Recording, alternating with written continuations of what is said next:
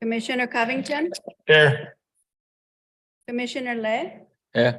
Commissioner Martinez, Here. Commissioner Santana, Present. Commissioner Oliva, Here.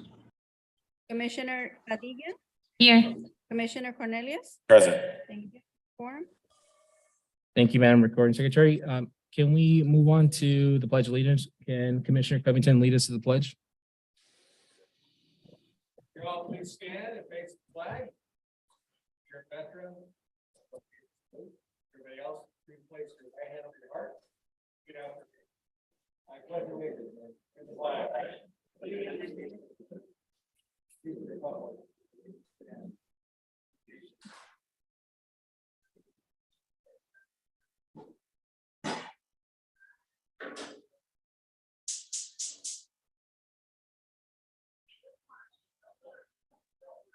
All right. Thank you for all attending here today. Just before we begin, I am going to take some items out of order. But in case you do have to leave, just know that you can come up here and grab a parking validation. Many times people leave without getting validated. So the recording secretary will give you a validation. That being said, I would like to move to introduction. Can we please have staff introduce our new executive director?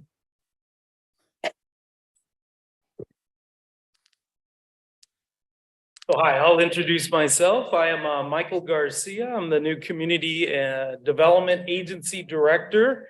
I'm happy to be here, happy to return. I had worked here from 93 to 98 as an employee, and I left and I went into consulting and did that for 16 years. And for the past 6 years, I've been doing work as an economic development manager and a community development director at cities up in LA. I still live here in South Santa Ana, so it's been great coming back. It's been great seeing lots of old friends, not only from the business community, but from staff. And so I'm very happy to serve you all. And I'll be sending you all my contact info. Feel free to reach out to me anytime. Obviously, Judson Brown is still our expert and our subject matter expert when it comes to all things housing. But however I can be of assistance, I've got a long history of known folks like good community leaders like Winston forever. So thank you for having me today, and I appreciate the time right now. Welcome, Mr. Michael Garcia. And I've known Michael for quite some time, so I'm happy that you're here working on behalf of the city of Santa Ana. That being said, we're still moving things. It's a very fluid calendar. If you guys wish to speak, now would be a good time to fill out your comment cards. We have comment cards here in front. Si ustedes quieren hablar, pueden llenar su forma para que el secretary puede nombrarle. Quick question. Are we providing translation, Mr. Judson? Bianca, do we have a translator here? Could we get a translator here? Yeah, we can. Great. We'll figure that out before public comment begins. Yes, sir. Okay, that being said, we're going to jump around to the consent calendar. This is the time for the commission to consider matters under the consent calendar, items 2 through 4. Do I have a motion for consent items 2 through 4? Let's move it. Seeing Mr. Covington, motion, can I get a second? I'll second the motion. Second from Ms. Commissioner Ana Laura. Recording secretary, please take roll call.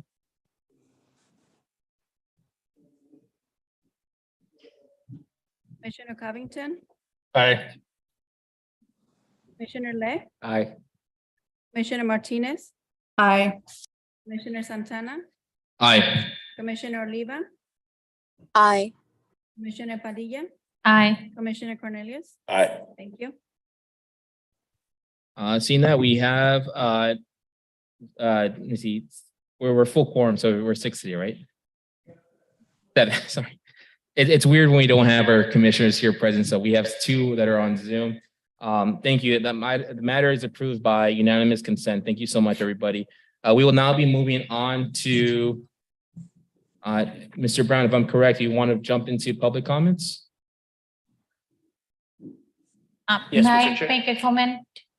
Before you do, Commissioner, 1 second, just want to clarify with Yes, Mr. Brown, are we moving to business or you want to move to public comment first? Yes, sir. Yes, sir. Now you would move to public comment prior to the business calendar item. under Fantastic. under Then discuss- we'll go ahead and move to public comment. Before we do begin on public comment, I have a commissioner who wishes to speak. Go ahead, Commissioner.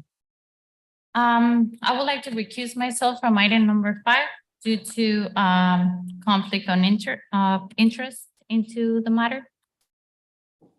Duly noted. Thank you so much. At this point, Mr. Raj, do you recommend that she stays in or does she have to exit the room?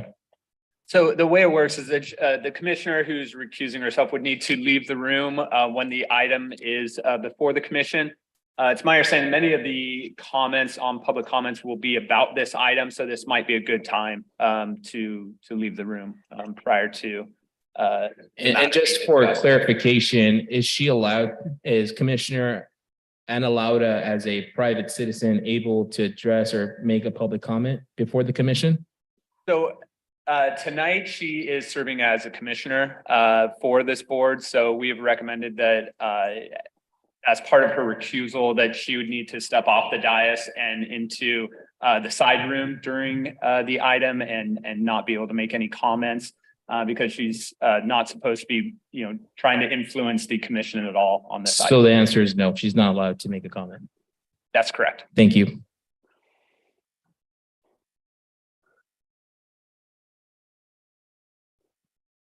Okay, Madam Secretary, we are going to be moving on to public comments. Do you want to call the roll? Or can you give us a head count how many folks are speaking?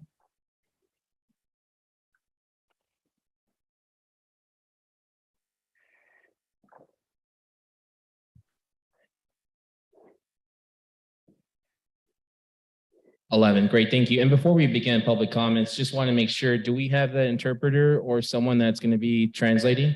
Fantastic. Can you make that announcement that if folks have not filled out their speaking card, now is the time to fill out their speaking card and submit it? Para ustedes que tienen comentario público, por favor de completar el folleto aquí para que puedan ser llamados para hacer su comentario. Great, thank you so much. At this time, the members of the public may address the Community Development Commission regarding any non-agenda items within the subject matters jurisdiction of the committee. No actions may be taken on a non-agenda item unless authorized by law. Does the public have any comments to which to speak? Yes, we do.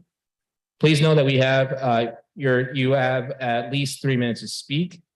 So let's proceed with the first public speaker. I have Maria Perez. Ms. Maria Perez, please come up.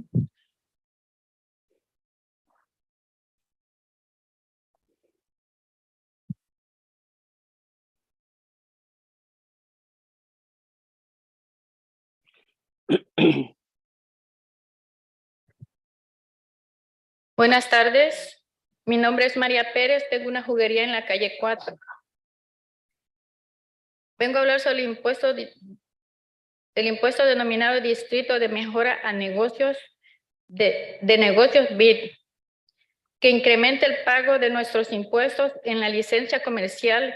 En teoría se creó para llevar a cabo mejoras en la limpieza de la calle, mayor seguridad, inversiones de capital para los negocios o marketing.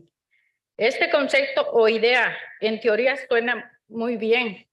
Sin embargo, en la realidad no vemos reflejados los recursos que hemos invertido durante años en este es el sentir de los dueños de negocios de la calle 4 de Santa Ana, por lo cual queremos que este impuesto se quite o bien sea administrado por otras asociaciones que tengan un mejor enfoque en las necesidades de los negocios y no se utilicen los recursos en actividades que no se generen o aportan beneficios, que no generan o aportan beneficios a todos.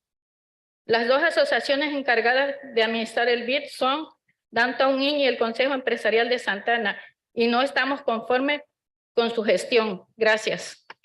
Si me permite para poder traducirlo. Sí. Gracias.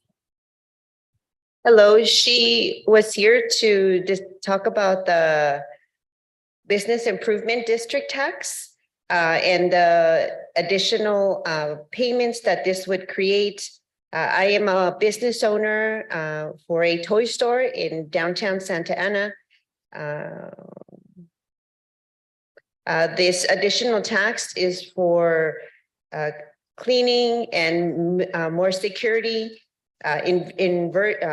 investment in the businesses and marketing. Although this is a good idea in theory, implementing this additional tax, would create an additional burden as a business owner, which is why I'm asking that this tax is not necessary, or maybe another agency, another third party can administer this type of tax that would have a better understanding of what the needs are in the community and how to better utilize the resources that are being asked of the businesses to contribute towards this tax.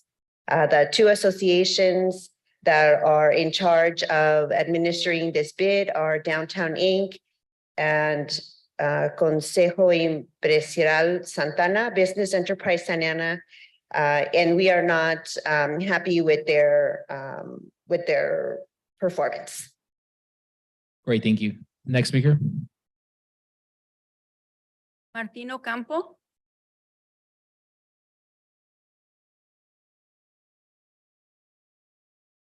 Madam Recording Secretary, can you just name the following two on the queue so we have them lined up? Claudia Arellanes y Mark Lopez. If you can get ready.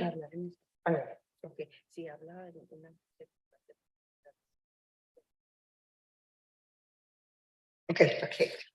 Sí. Muy buenas tardes, mi nombre es Martín Ocampo, soy dueño de un restaurante aquí en el Downtown de Santana. Me presento de esta manera para pedirles que por favor quiten el BID, que no nos beneficia a nosotros para nada. Son dos organizaciones que las están manejando, más una, en vez de ayudarnos o de apoyarnos a los negocios, se burla o nos humilla, nada más por el simple hecho de nuestra forma de pensar. Good afternoon. My name is Martín Ocampo. Martín Ocampo, and I am a restaurant owner in downtown Santa Ana. And I am here to speak about the bid proposal before you.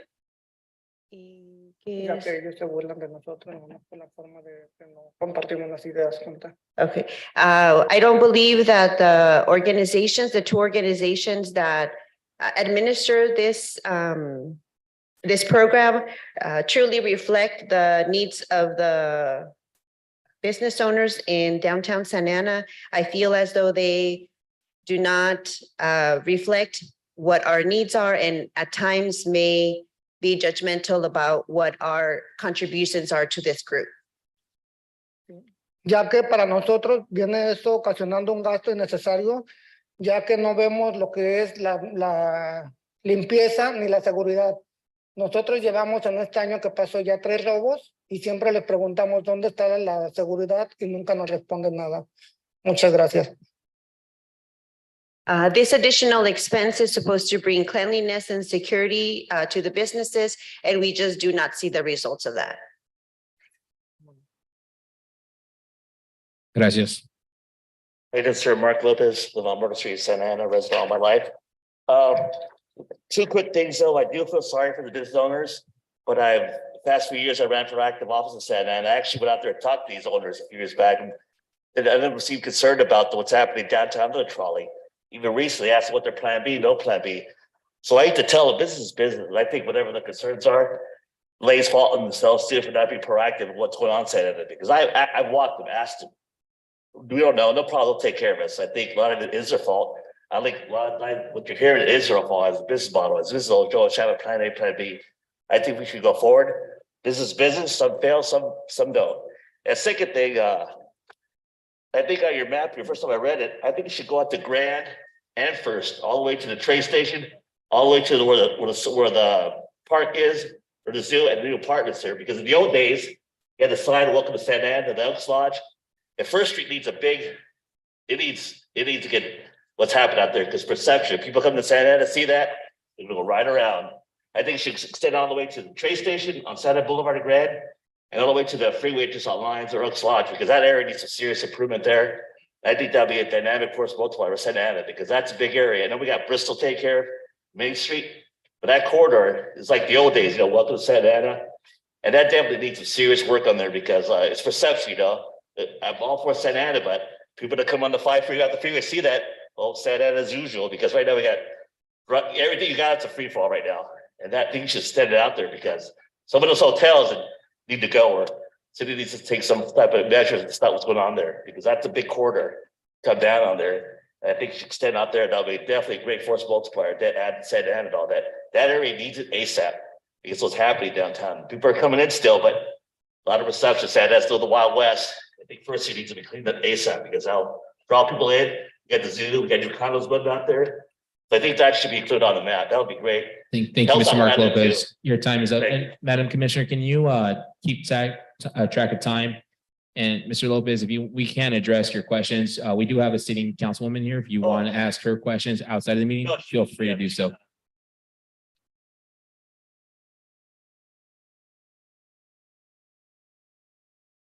We want to be respectful of folks' time. So if we want to listen to you and maybe we can use a cell phone timer or something, let's do that.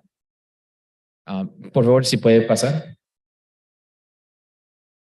Buenas tardes. Thank you. Good afternoon. My name is Claudia Arellanes, and I've been a property and business owner downtown Santa Ana on 4th Street for 33 years. And I am the currently secretary of Santa Ana Business Council. And I wish I wanted to be the last because I wanted to hear what the folks have to say. I just want to let you know that this is a big area and we forwarded a map so you can see the boundaries. It's several blocks. We are not only talking of 4th Street, it's the whole downtown bid, which we are set to serve to enhance the downtown as a whole. We are not a marketing firm. We are a group of individuals that were asked by the city of Santa Ana to form a nonprofit organization in order to divide the funds for the bid funds into the two organizations. Before there was only one, Downtown Inc. And as I said before, the city asked us to form in order to distribute the money and to cater to different demographics. So that's exactly what we do. We do events or like dancing on the streets, like Boca de Oro, things that will give awareness that that Santa Ana has a downtown. When we took over this association, we went to schools, to the PTA meetings, and we were surprised that people didn't know what downtown means. They knew Calle Cuatro, but there wasn't a relation between downtown and Calle Cuatro. So that's where we started. So just so you know, we are here to promote the downtown as a whole, not individual businesses. And clean and safe, it's a different issue. Safe is from the city, and Clean and Safe, it's another organization that takes care of that. Thank you. Thank you. Madam Recording Secretary, can you please name the next three? I have Ryan Smaller on Zoom. Ryan, go ahead. Good evening. I'm sorry I couldn't be with you today, but I'm away at a conference. My name is Ryan Smolar and I work for Downtown Inc. We're an organization with more than a dozen board members who are all stakeholders that pay into the bid and help represent the downtown. The downtown bid has been in place for over 40 years and has been a very effective program in supporting the development and marketing of downtown.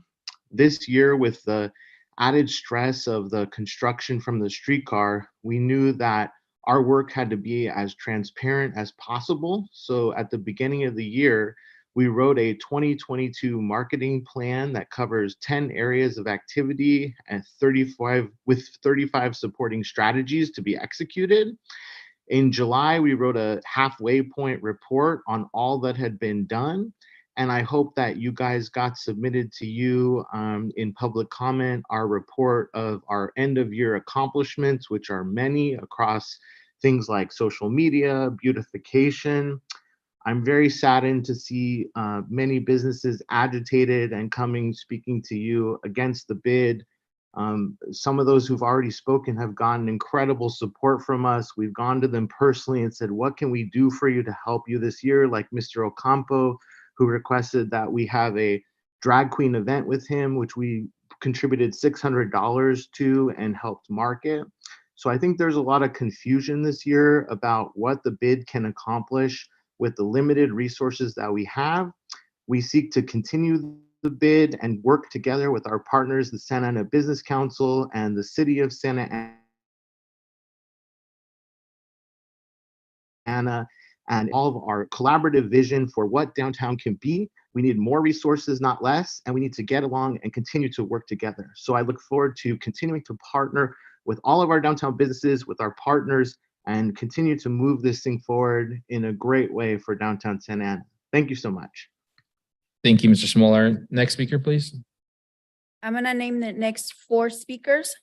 Kim Tapter, Delilah, John McConney, and Jeanette Sanchez.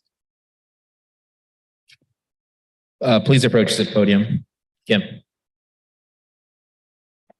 Hello, my name is Kim Tapfer, and I am a building owner on 4th Street, and also I am president of Santa Ana Business Council, which is one of the 2 bids. We have 2 bid organizations in the downtown, Santa Ana Business Council, Downtown Inc., and we work very well together and collaboratively. And I just wanted to comment on some of the comments in that I think that there's a concern that maybe we're not administering the funds we're given as well as we could. And we are wanting to work with the community, and we actually came together, both Downtown Inc. and Santa Ana Business Council, and said, hey, we're open. Maybe we should combine. Maybe we need to revamp. Let's hire a consultant and do a strategic plan. But then what are we going to do about 2023? And that's the decision probably before you that's most pressing. And so I think it's kind of are you going to throw the baby out with the bathwater? I mean, you have 2 organizations that have worked together for 10 years.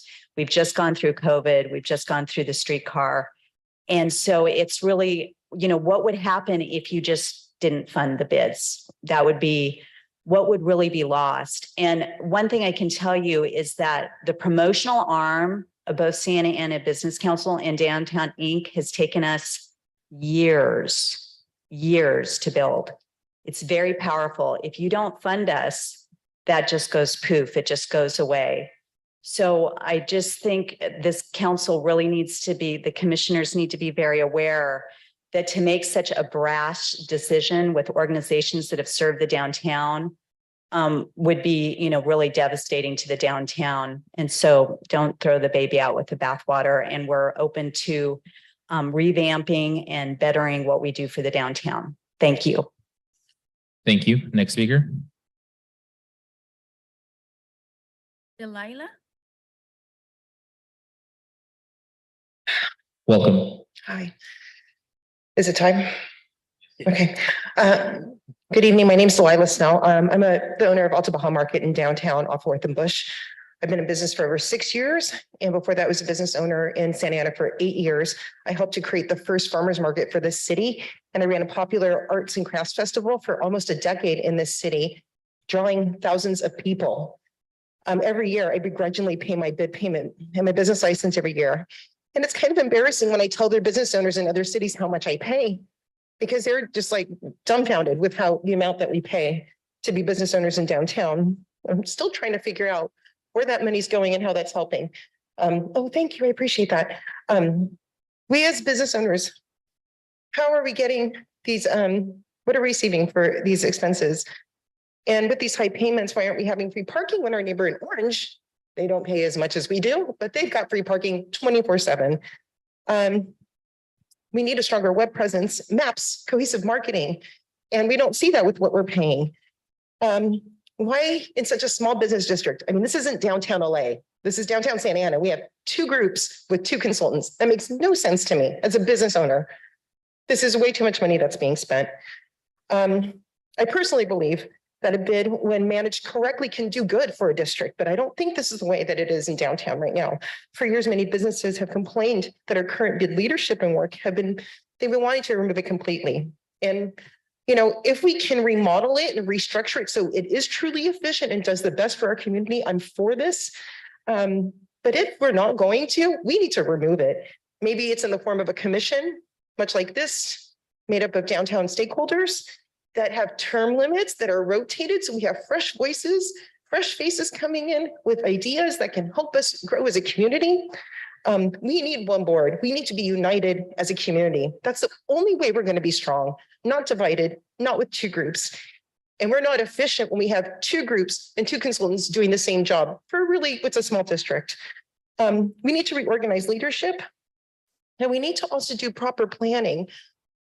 I'm one of the people that helped to advocate for help for our downtown. I don't know if you know that, but I went to almost every single city council meeting, every single OCTA board meeting for free. I gave up my salary because of the construction mess. And I did this for free, despite, and I don't belong to any board. Why am I doing this and paying an exorbitant amount for a bid? Why am I doing this? It just doesn't make any sense to me. But we need unification in our downtown. We need something better because we deserve better. Thank you. Thank you. Madam Recording Secretary, we're gonna pause really quick. I'm actually gonna do something a little bit different. And if it's okay with Mr. Director Michael Garcia, I would like to see first the presentation. That way our speakers can address the matter. So I'm going to pause public speaking and ask that we bring item number 2 before so we can hear what the downtown presentation is, and then we can continue with the public items. So if that's okay with you, if people give me a thumbs up on the hands, do you mind hearing the presentation first? And in Spanish, si quieren primero escuchar la presentación del PIB, ¿sí? Ok, luego después se van a quedar y pueden hacer sus comentarios. ¿Está bien? Okay, so we're going to go ahead and move the items around. We're going to pause public comments. We're going to ask if we can have staff present on business item number 1. I'm sorry, business item number 2. Business item number 5. Please step forward, Mr. Garcia.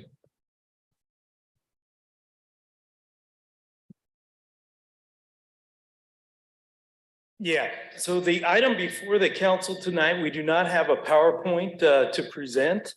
We do have staff available to talk about the report. The report is basically the annual budget that gets presented and for your consideration. And then based on that, it goes to the city council. So this item does not typically have a PowerPoint that talks about what the Business Improvement District is and how it operates.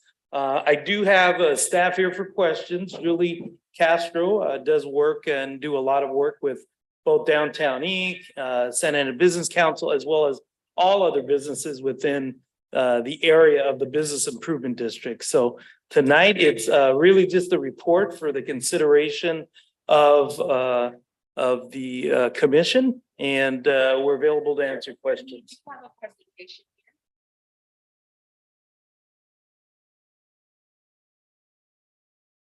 Okay. Okay. So the downtown Business Improvement District, both entities, Downtown Inc. and Santa Ana Business Council, did walk in with their own presentations as well. So we can show those. Are they ready to be shown? Okay. But there was no presentation from staff, so. Thank you for the clarification, Mr. Michaels. I just want to make sure before our commissioners indulge in public comments, we get to hear first from the downtown folks and then proceed with their public comments. That way if there's any questions or as the people in the audience would want to, respond to the change of stuff. So thank you. Are you presenting, Ms. Spencer? Yes, I am. Great, thank you. I also want you to know that in front of all of you is a book that you guys have that has been created. This is actually a booklet that was made present to the federal government during the time when we were going through a lot of things in downtown. So it has a really good summary of who our board is, which you'll be able to see at the very beginning, as well as many of the programs that we do along with the main task of the Downtown Business Improvement District. And I just wanted to go back historically, because I know there's a lot of people who don't understand exactly what the bid is. I heard somebody use, like I heard you, Richard, say P-bid. We're not a P-bid. A P-bid was a property-based improvement district tax that was disestablished by a federal judge because our former mayor actually used the 5 parking garages as property, personal property, and he created a triple tax assessment on all of our properties, which ended up at that time making people during a recession almost have to lose all of their properties in the downtown.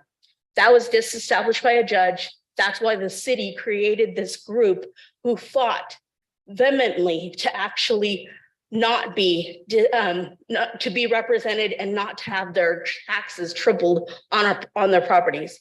So that's where we came in 2013.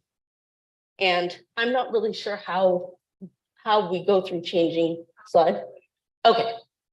So when I talk about the downtown district, I just want to put into perspective what the downtown district is. There's a population in this downtown of 54,796 people. It's almost split in terms of women and men. There's more men than women, about 28,000. There is 796 businesses within this district. There is 130 different sectors represented in it. There's also 100 historical buildings. There's 80 blocks that are cleaned. There's 11 theaters. There's 5 public parking garages. There's 6 private parking garages. There's a post office, and there used to be a Wells Fargo Bank, which is no longer there. Okay, moving forward. We can move. Do you need a next slide? Yeah, Next sorry. slide, please. During the time that I came in, 2 weeks before I actually went into downtown, there was, I had written a moratorium letter to the city because many people within the community from both the nonprofits, from Santa Ana Building Healthy Communities and others were noticing that downtown was an entertainment district. That entertainment district was actually had essentially overgrown, meaning there was a lot of things going on that were taking people out on stretchers normally in our downtown because they were drinking, etc. This was one of the tragedies that happened 2 weeks after I put that moratorium letter, and it caused a chilling effect through our whole downtown. And it was Kim Pham who actually died outside of a pub that is in the downtown. And it caused nobody to be on our streets for almost 2 years. This is the point when I came in. Another thing, you can go on. Another thing that I noticed was that when we started to look around, there were a lot of things, very small, simple things, but we would have our trees in the downtown being cut in the summertime, and we would have them left to grow in the wintertime. And this might seem very silly or something, but in reality, the truth is, even the natural balance of the downtown, there was a lot of things that were off. So moving forward. Oh, go back one, sorry. The very first thing, sorry, can you go forward one? Oh, the very first thing that was done in our downtown, sorry, can you go back one slide? Is that we started to realize like, okay, we need to look at this complete downtown and we needed to understand what would make this place better. And our very first objective, while yes, it is to market everything in our downtown, we had to set up the systems to do so. And one of the things that we noticed right away is we needed a campaign that literally started to build spirit in the downtown. So Senor Arianes, who was one of our VP at the time, he started walking the streets daily. He's a 70-year-old man with a rondalla, which is a group of musicians and some clowns. And he would go door to door talking to every single business, bringing them out. And this was the beginning of what we started as a I Love Calle Cuatro campaign. So that was the beginning, and you can move forward now. And what we began to ask questions about, and I'm just going to go through this, and it's a whole bunch of questions that our boards began to ask. And it's a group of dedicated volunteer people who come, and at the beginning, it was every 2 weeks into a room, and they deliberate, and they're people who are from the businesses in downtown to talk about how this downtown was going to be better. So one of the things that they did is we wanted to ask, how are we going to bring our children back into downtown? Because where there's children, there's parents. And we had just come off of what was a market analysis to show us that if we were able, just within 30 miles of our downtown, to begin to bring the customers back, that there was about a $67 million surplus that could be had in beauty and wellness products. So our very first target goal was to start to bring our children back into downtown. And the ways that we began to do that, you can keep going, and we were also going to visibilize our people, because we saw images of our downtown from like very, very early black and white images of people, but we had not seen any people in our city who really represented the city itself. So the visibilization began the very beginning of what we did. Continue. We wanted to ask who are the clean and safe people? Who are the people who clean our streets? We wanted to ask, who are the actual businesses and how many people are in each of these businesses and what do they do? We wanted to ask, who are our community? And we had a street breakfast to bring community from both sides of a dais into the streets. We wanted to know who our oldest merchant is, Ray Rangel and a man named Joseph, and who the seniors are in our community. You can go forward. You can keep going. We also wanted to actually begin to think of ways, and we have what we called is, we started a festival, a literary arts festival. We had school choice fairs brought downtown. We started to do many different things to start to bring folks back into our downtown so that they could actually see what was the downtown. We started to bring children and youth through pipeline programs like a literary festival where we brought in colleges and folks from all over. And we also had each year that has been shown as one of the top business days in our downtown, besides Dia de los Muertos. People have been very, very upset about the fact that the carousel was taken out. So we really have been working to try and figure out ways to create a more kid-friendly downtown, because we live in a city that's communitarian. Latino families come with their whole family into downtown, and they need spaces and places for families to actually play and hang out when they're downtown in order to stay there. We also found that our artists were not actually getting jobs within the city. So we worked with a whole group of people to actually create an artist registry for folks. And if you go forward, you can see there are artists now getting paid for, and we have, for example, Jonathan Martinez, who actually has a freeway commissioning him to do a beautiful thing on the 405. And that's something that didn't used to happen in our downtown. We didn't have Christmas in downtown. We didn't have Plaza Navideña. And one of the things that an older board, DeSaba, actually brought to us is they said, you know, the city has 300,000 worth of ornaments and they're not using them. But the person who was then the liaison went in and looked, and he saw that they were actually too old to utilize. So we needed to start again. And we asked the city to please help us bring back Christmas. And it's something that only started after 2014. Now there's folks from the community that come out caroling. There are people who are coming out to do Plaza Navideña, and children are happy. And community runners. Another thing that we began to do is notice that our spaces in downtown where people would spend time were not being activated. So everything that we began to do is to try and work on ways to programmatically activate our downtown because we knew that if people came into downtown through programmatic activations, they would soon get to see what was downtown for them, what were the offerings in retail, in food, in other things. This is an image from Boca de Oro. You can move forward. This is as well. This was an installation that we worked with the Consulate of Mexico to bring attention to our downtown as well. And we had Jorge Marin from Mexico City come in and bring 9 beautiful sculptures that people came in and began to take photographs with to be able to share that people regionally could come in and see these beautiful sculptures in downtown Santa Ana. We began programs like Dancing in the Streets, which folks feel are very popular. So we ended up having it now once a week, every Saturday, different dancing. We began to work with our artists who started to create from the alleyway ways that people could begin to come through, and the alley is becoming like a plaza itself. We have folks in our artists moving their things out so that they can actually start placing things on fences and actually bring people to walk through. We have a lot of different alleyway productions. There's breakdancing in the alley.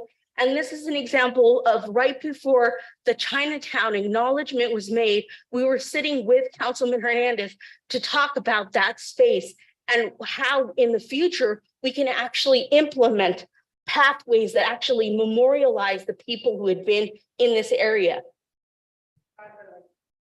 Another thing we began to focus on is public markets. Because what we noticed is that a lot of public market development was happening, but there wasn't any attention being paid to it. And it also brought in many different subcultures that brought in a beautiful marketplace and a lot of local vendors. So we began to work on the public market development as well. And one of the ones that's been most successful, it hasn't stayed in downtown, is Gente Market, which moved to Heritage Museum during the pandemic. These are products made by local people in our community who are selling them regularly in our city. Then we thought that there needs to be professional development. So we have groups like Amiga Social Club who began to do a beautiful Latinx women, empowering them through professional development in our downtown. And there are hundreds of women, and there's only over 40 businesses being incubated through this professional development organization. We wanted to make sure that lots like the blue lot that were vacant were actually being activated so that every space in our downtown could have a flourishing life. We wanted local authors to be able to have their names known in their community so that people would look up to and admire people that live in the city. And we were able last year to launch one of our authors, Maritza Rubio, who now has a Bella Prix Award outside of the city and was just given the Arts Award for the region. These are people coming in to all different spaces throughout downtown during that festival. We also wanted the preservation of history. There was a mediation that we did in order to make sure that when the Toll Brothers brought a huge development in, they kept one piece of that historical remnant so that people could actually see that piece of their history. And it happened. This is another one where we wanted to make sure that the preservation of Mr. Musil's pieces that he had made that were going to be torn out during the construction were preserved. So that preservation was done by an artist who was able to create a graphic overlay and preserve the actual design. This is actually when the city council made a resolution in that earlier meeting that we had. This is the first step before any kind of installation in the community to show. And it's a repair that had been needed for years. Another thing that we've been targeting, and we have our legal teams looking at it and everyone, is how we can use our public parks and give greater access to the community. The city has just recently put in a beautiful program that's actually showing movies in the park. And that's something that folks in this community have asked for years. I know that Pocha and Victor had talked about silent movies years ago, but things like this is something that just barely is starting to happen. There's only about 2 events in that park. The event was shut down for over 2 years because they didn't want homeless people going into the park. This is what we found before when we did Deal del Nino. And I'm just showing this image because we all went out there and we had to pick up those needles, and the homeless helped us to pick up those needles in the park because they were worried about the kids. These are the different kinds of things that we want to see in those spaces, and this is what we have created in those spaces. We also have an annual event, which only happened after a long time of COVID this year again, which is Savor Santa Ana. And people in the audience have asked, why would it cost money to create an event? But I don't know any public event that doesn't cost money to create. It's quite a lot of money to actually put together and create events like Savor Santa Ana that showcases over 40 of our businesses this year and was able to show them all the different foods and tastes. of Ms. Santa Ana. Spencer, we're now moving Okay, I'm on sorry. to, we want to be respectful. If you want to give the last 30 seconds, we're at 15 minutes and 31 seconds. So if you, Okay, last here's- 30 seconds. The last 30 seconds, can you just show the video? Sorry. This has been one of our most successful programs.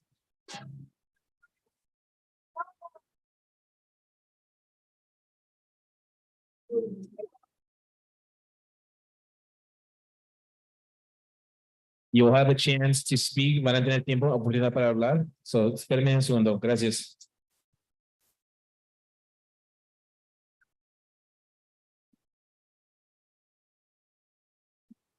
We don't have the full 2 minutes, but if you want to do another 30 seconds, I'll be happy with that. Just 30 seconds, please.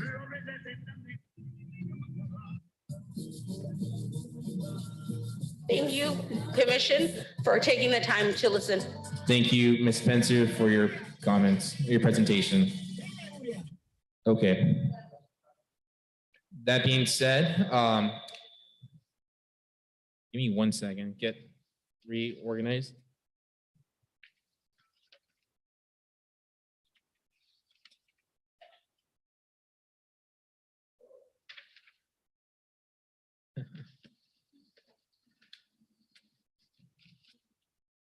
We're gonna go back to public comments. So at this time, if whoever showed up late, this is the, we're moving back to public comments. This is the time members of the public may address the Community Development Commission regarding any non-agenda items within the subject matter. No action may be taken on non-agenda items. We have 3 minutes. Okay, so let's be respectful of our times. And if we can please not insult or make comments, I mean, let's be respectful. Please address the commissioners, not other people in the audience. So that being said, Ms. Zarita, can you call the next 3? Or go ahead, step up, sir. Sean McCann. Yes. Thank you. First, let me apologize for that embarrassing presentation. I am really sorry for that.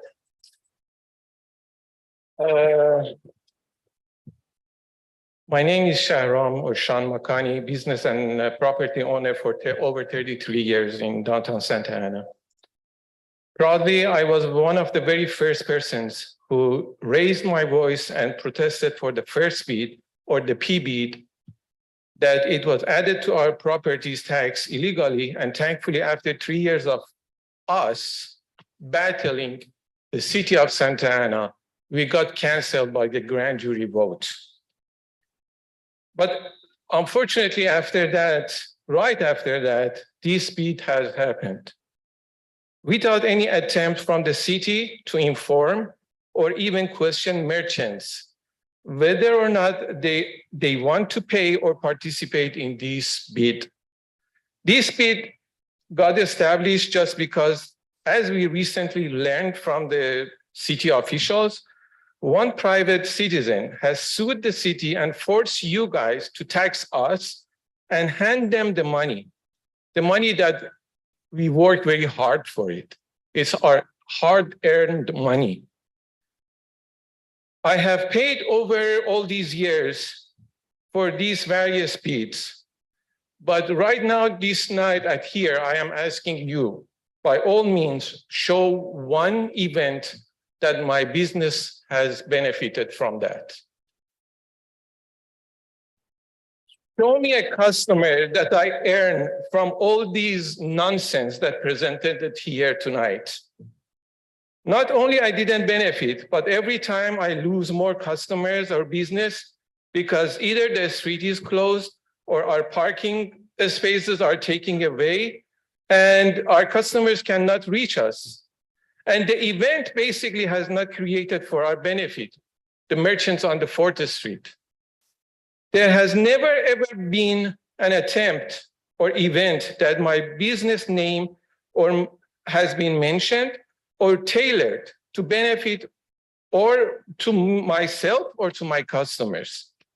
There has been never been any election in these associations. They actually treat these associations as their own businesses. One actually called that association that I own this business. Whatever if whatever they present tonight and is true, if it's true and BEAT has worked, why downtown has become a ghost town? If BEAT has worked all these years, where are customers? Where are the Latinos family who used to fill the street and downtown? Where are they now? What happened with those? Sir, your time has expired. If chair wants to give more 10 time, you seconds. may. 10 seconds. I'll give you 20 seconds, sir. Go Thank ahead. you, sir. The BEAT money has become gentrification money to use to get rid of Latinos family and consequently our businesses. Basically, what we are asking to pay for, basically you are asking me to pay for a bullet that is going to kill me. And I refuse to do that. We as a group are not going to pay it anymore. Recently, I took the protest form to all of my neighbors on the block of between Bush and Main, and in less than 5 minutes, 100% of all my neighbors has signed the petition, except of course with the president of Santa Ana Business and one of the board members. I'm asking you, please do the right thing, be the voice of the Latino merchants group and get rid of these BEAT forever that none of us benefit from. Thank you so much. We're all American citizens, sir. That's right. Whatever category is made of that. I'm an American citizen, sir. Excuse me, sir. We're trying to conduct an official business meeting, sir. Santa residents, they're not Latino. Mr. Garcia, I'm not better at oh. Hey, Haji. let's take a 2-minute break really quick. We're gonna just do a quick recess. If I can have Mr. Ryan and Mr. Michael, please meet me in the back room. Thank you.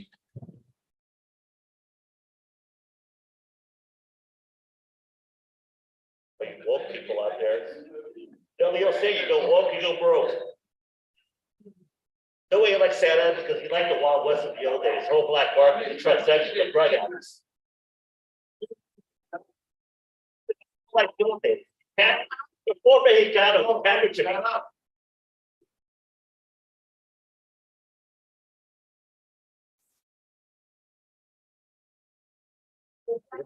Henry David Thoreau, civil disobedience.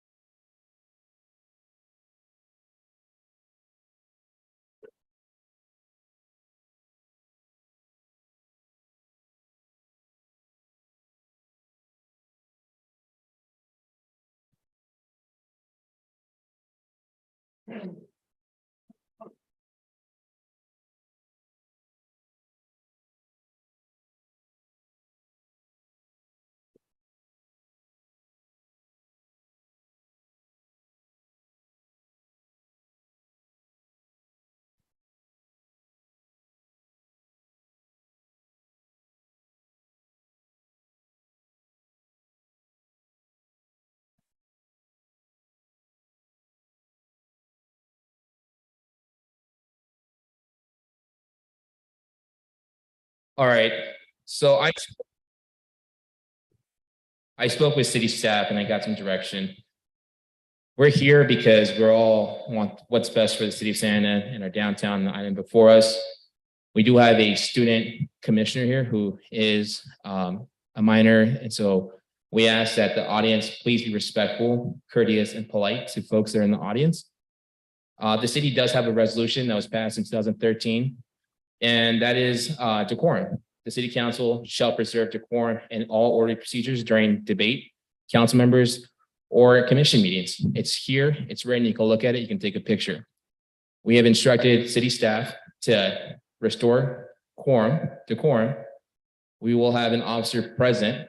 If you cannot contain yourself and you continue to interrupt this meeting, we will have that officer remove you from the chamber because we're here to complete people's business.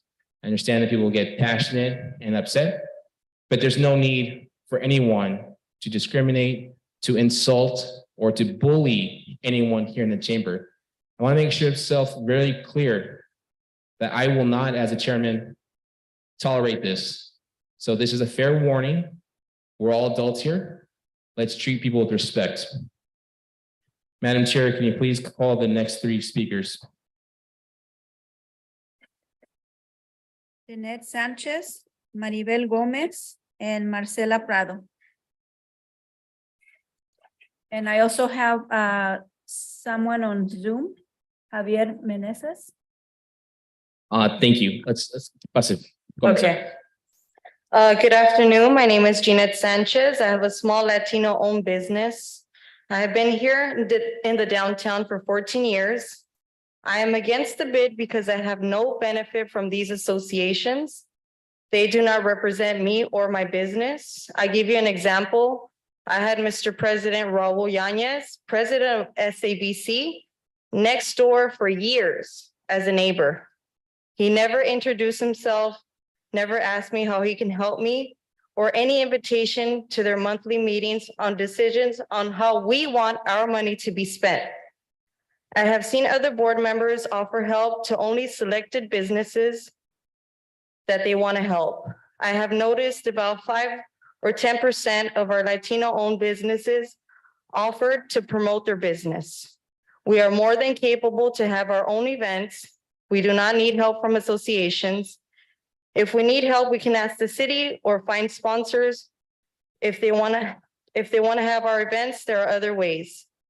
I would like to know how our money is spent. I demand to know how it has been spent all these 14 years that I have been paying year by year. Please listen to our voice, hear our voice. We're exhausted from the lack of transparency and of these associations benefiting from our money. Thank you. Thank you. We'll now take the Zoom speaker. Javier, you have 3 minutes. Mr. Javier Menses on Zoom, please unmute and. Sure. Okay. Thank you very much. Thank you. Thank you very much. Well, my name is Javier Meneses. I'm a merchant owner of the business Latino American Services in downtown Santa Ana for 30 years. Yes, right now my participation is because I'm against the organization bid. Because practically these people is not helping at all to all the merchants in Santa Ana. You know, I'd like to ask them if they have at least any statistics that how kind of business we have there, how many business we Hispanics, how many business, what kind of industry we're doing. They don't know at all. Just say helping a big businesses that counted with the figures of the hand, you know. But why we're paying the tax? It's nonsense. Because every time we and the city is consenting this abuse, because practically we pay the tax and they force us to pay that money. I didn't know truly was for the bid, that money, who administrate that money. But, not even they don't know about our business there. 30 years on business, we're Hispanic, we're Latinos, we work hard. We're people who push the business. We're the history downtown. We're, we're the history and people who are for years there. They know in Washington, they know what the Latinos were in downtown Santa Ana. We're famous. But, this business doing nothing. It also is against us because never defend us, and when we claim for helping and money, helping for the construction trade, they didn't say nothing. We have to fight, the people have to fight for Latinos to get the help. And they're getting more money. And also, as we pay every year, per month, at least we need to know the financial statement, how they're spending more money. They're non-profit organization. I don't know, just they put administration expenses. What's that? We need to know how they spend every cent of our money. That's all right that we don't. And these organizations doing nothing for the Hispanics, nothing for business in 4th Street. We don't know who really are. They don't have idea how many businesses really they are. Probably the city is going to give the list of the business, but what kind of industry we do, what the service we provide. They ignore all that. I'm sure. And please remove this organization or give us back the money. If they support big businesses, then why the small business they force to pay this money every year? They should tell, okay, business small business don't pay, but pay the big business, they help to them in advertising and helping and support. But to us, there have been nothing. Please help us, the city. Don't be, part of them. Be part of the small businesses, the Latinos in Santa Ana. Thank you very much. Thank you, Javier. Next speaker. Maribel Gomez. Pase, Maribel. Who is the next speaker after Maribel? Marcela Prado, and then Walter Ayala. Okay, if the next two could get ready and there you go. Thank you. Buenas tardes a todos. Mi nombre es Maribel Gómez y mi negocio se llama Aris Brisalón. En la calle 4 tengo aproximadamente como alrededor de 40 años. Estoy aquí y de representación también de las voces y de los que no están presentes de los pequeños negocios de la calle 4. La mayor petición que quiero hacer hoy es, por favor, en cuanto al bid que tenemos, se mencionó para qué está puesto. Es demasiado alto. Pedimos se remueva, o sea, un mínimo el costo, porque tremendamente costoso para nosotros y más en estos tiempos. Los negocios presentes hoy somos los menos beneficiados. Todos los que se mostraron esta noche aquí se presentaron. Estamos pidiendo lo mismo, por favor, que sea removido. De las imágenes que se mostraron, verdaderamente yo desconozco totalmente lo que ahí se mostró. Yo estoy a un costado de la calle 4, que es la Sycamore, y de ese lado no hay casi prácticamente ni luz. Están olvidados. Entonces, por favor, mi petición es que me escuchen y nos escuchen a las voces. Y si no es posible removerlo, por favor, por lo menos que sea un mínimo. Es lo que quiero pedir esta noche. Y quiero darle las gracias al señor Arturo Arellanos, que sí, él estuvo en mi negocio. La señora Claudia también me dio información. Son las personas que yo les quiero dar esta noche gracias. Es todo. Muchas gracias. Good afternoon. I have been a merchant or a business owner in downtown Santa Ana for about 40 years, and I'm here to represent the business owners that are not present. I'm asking for either the bid to be removed or at least a minimum tax. I have not seen any benefit from these organizations, and we are asking for the bid to be removed. The images that were presented, I have no knowledge of. I'm on the 4th and Sycamore side of the street. There isn't a lot of lighting, and I have not been a part of this organization in downtown Santa Ana. I'm asking for this to be removed And I want to thank Arturo Arellano and Claudia. And thank you very much. Thank you.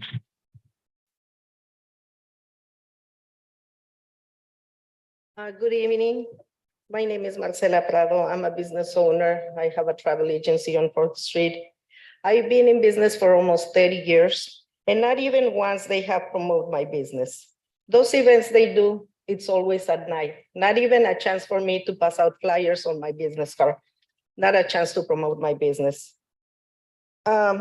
Just to be one association, because they didn't get along, split in two, which is, I don't see why do we have to pay 2 associations? I think it's enough. We've been paying that bid for too long. They've been mismanaging our money. We don't need it. We pay the association. I think it's time for you guys to remove it.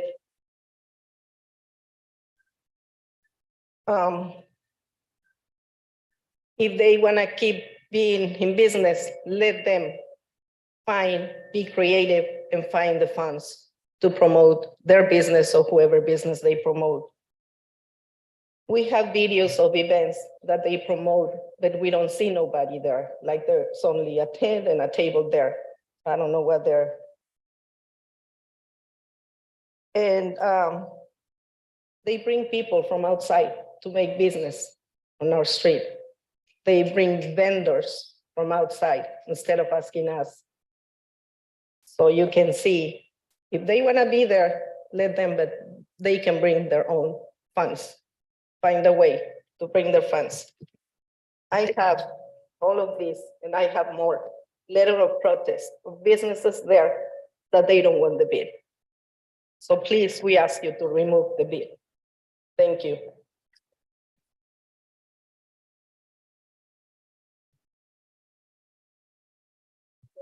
See, do you want to submit that bid, ma'am? Marcela, do you want to present it to Michael Garcia so it's on the record as an exhibit? Zarita, please announce the next 2 speakers. Mr. Garcia, can you circulate that amongst the commission so we can take a look? Halim Quevedo, María Jaro, y Sandra Peña Sarmiento y Víctor Payán. Get ready, please. Buenas noches. Mi Sí, nombre se puede hablar cerca, pero no se puede escuchar por el plástico que está enfrente. Gracias. Mi nombre es Walter Ayala, soy comerciante hace más de 28 años y por lo consiguiente estoy aquí presente solamente para pedirles de que se trate de parar lo que es el pago del BID. Eso no nos trae ningún beneficio, porque si alguna vez ustedes se preguntan quiénes componen las 2 asociaciones, las mismas personas todo el tiempo. Lo único que hacen es rotar los puestos y se mantienen. Son dueños de la calle 4, se piensan que ellos son los a quienes no se les puede tocar. No veo ayuda alguna que supuestamente sea directamente a nosotros como comerciantes. ¿Para qué son los tianguis?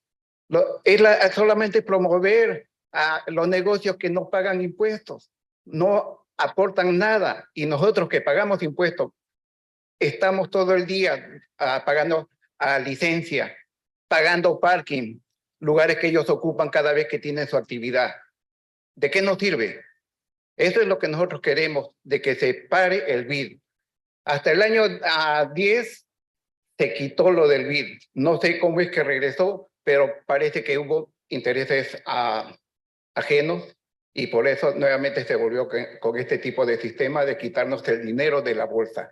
Algo que ahora nos cuesta, pasó ya lo del COVID, seguimos, como se dice, sin ser escuchado por nadie. Entonces, siempre lo único que le pido a ustedes como mediadores entre que si se aprueba o no, o se detiene el BID o alguna solución hacia nosotros, es, por favor, queremos que se suspenda el BID. Gracias.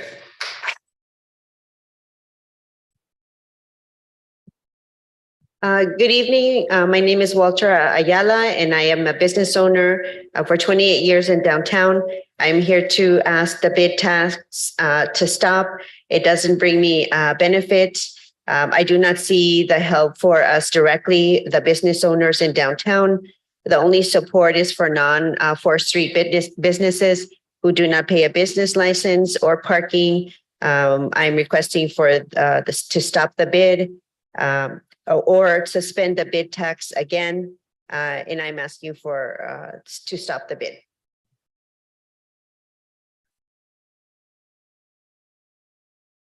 Kalim? Good evening, everybody. My name is Kalin Quevedo. I am been in the business, in the art business since 1995.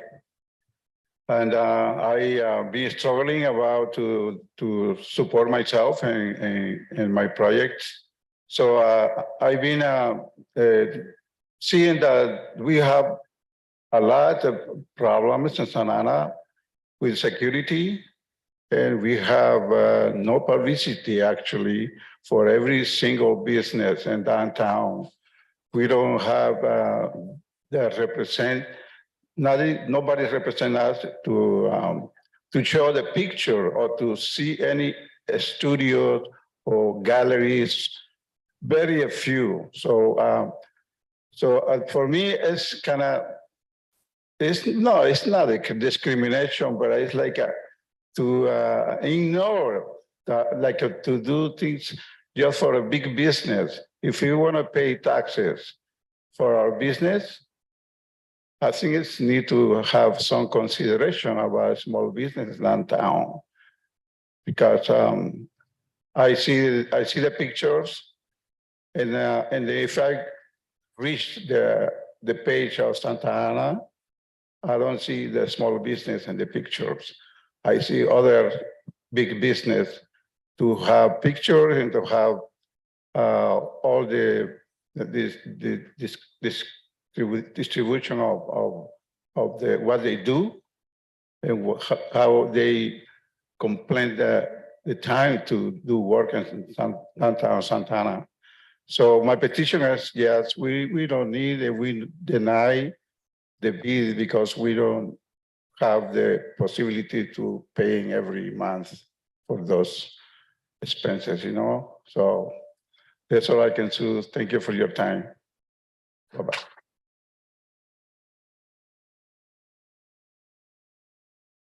I have Mexicana Travel on Zoom. Go ahead.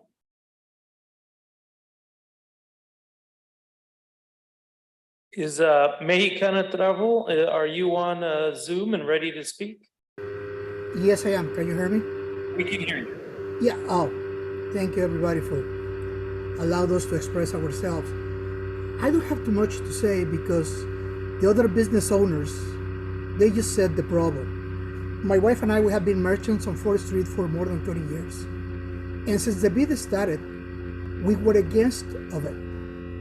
However, we didn't have a choice. We just gave it a chance. But during all these years, we always ask ourselves same questions than the other merchants.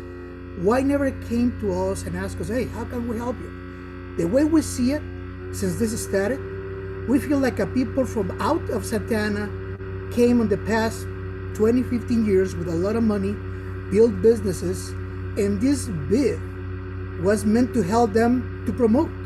Because they never came to the smaller merchants like us that we had been there forever when 4th Street was full pack of Latino people. It was an adventure to come to 4th Street because you could find a lot of things that you didn't have close by. However, everything changed and we have to change with the time and with the present. But until today, it is the same thing. The bid of the people to manage the bid, they never had the decency to come to our businesses and said, hey, how can we help you? I mean, we know that you only do business during the day and you close at 6 or 7 o'clock at night, just when a lot of those promotions or events start.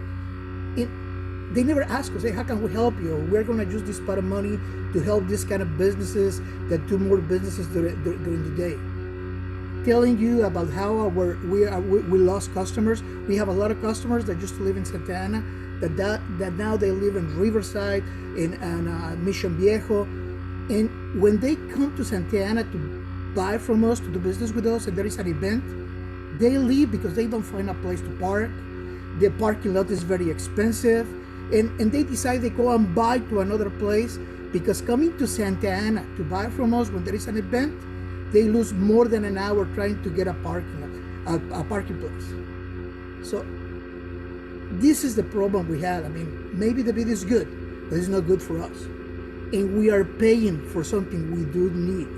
We are paying from somebody else to get the benefits. Maybe, yes, maybe the city and the community of Santa Ana is also getting benefit by the bid actions, but us, the smaller business merchants that we have been here for 20, 30 years, we are not. And after 20 years, 15 years of this bid situation, we are still asking ourselves, what are we paying for? If you can answer that to us and convince us that the money that we have been paying benefit us in some way, hey, we will trust you. Oh, by the way, a part of my car, my wife's car, was stolen at one of the parking lots that are Excuse supposed me, to have. you gotta travel, your security. time is up. Chair, would you like to give more time? No, I just want to say thank you. I hope we could find a solution that benefit all of us on this situation. Thank you, sir. Hope you dock safely. Next speaker, please. María Jaro. Sandra Peña Sarmiento, and then Victor Payan. Buenas tardes, mi nombre es María Aro. Yo tengo un negocio en el 215 de la calle 4. Hace 3 días llegó un hombre que no era un homeless con unas herramientas y me quebró o se robó, no sé qué les podría decir porque nadie me quiso explicar, una tapadera que une el agua potable con el agua del drenaje. Ni la policía quiso tomar mi reporte, no fueron los de seguridad de downtown que supuestamente hay, no fueron a limpiar tampoco mi negocio y apesta a aguas de esa cosa fea. Y se juntó lo que es el agua potable y el sewer, no sé cómo se dice. Y en mi negocio no me puedo lavar las manos y no puedo utilizar el baño desde hace 3 días. A nadie le importó. Los de la ciudad me dijeron que no podían ellos hacer nada porque no pertenecía al negocio. Los de la policía dijeron que no era mi problema porque no era dentro de mi negocio. ¿Qué es lo que sucede? Si ustedes a mí me preguntan por qué yo sí quisiera el BID, yo les diría porque mi negocio tiene luz, porque mi negocio está protegido, pero no es así. Yo como ciudadana de este país me gustaría que me preguntaran y fueran democráticos y me dijeran, oye, ¿tú qué opinas? ¿Quieres un BID? Esto te vamos a dar. Yo creo que eso sería lo más respetuoso para todos los que estamos aquí, porque es injusto que a mí me quiten la mitad de lo que voy a pagar en una licencia y yo tenga que andar buscando quién me limpie la calle, quién me proteja y quién me anuncie, porque ahora que hicimos un evento hace 2 semanas, yo personalmente estuve día y noche mandando el post de nuestro evento a todas las redes sociales, porque para eso también tomé un pequeño curso. Y de todos, nada más 2 personas respondieron, que fue la ciudad de Santa Ana Government, y fue un muchacho que le estuve, insiste e insiste, día y noche. Y se me hace una falta de respeto que ahorita quieran imponernos algo que realmente no nos beneficia. Y son pérdidas, ya no hay ganancias. Yo tengo 10 meses con la construcción enfrente de mi negocio y a nadie le importó. Han retrasado las cosas, 10 meses de pérdidas. ¿Quieren ustedes ir a mi negocio a visitarlo? Yo los invito. Es un asco ahorita como yo estoy. Eso es todo lo que quería yo comentar. Gracias. Good afternoon. I am a business owner at 215 4th Street. A few days ago, an individual vandalized near my business, and it's been 3 days and I have had no assistance or help with sewer smell around my business. Police would not take a report. No one came to my aid. There was no security. If there was security or if there was some benefit that I was gathering from this group, then I could see that there would be a reason to have it. If the group had a democratic process where we could all contribute and have a voice, it would be something that would be worthwhile.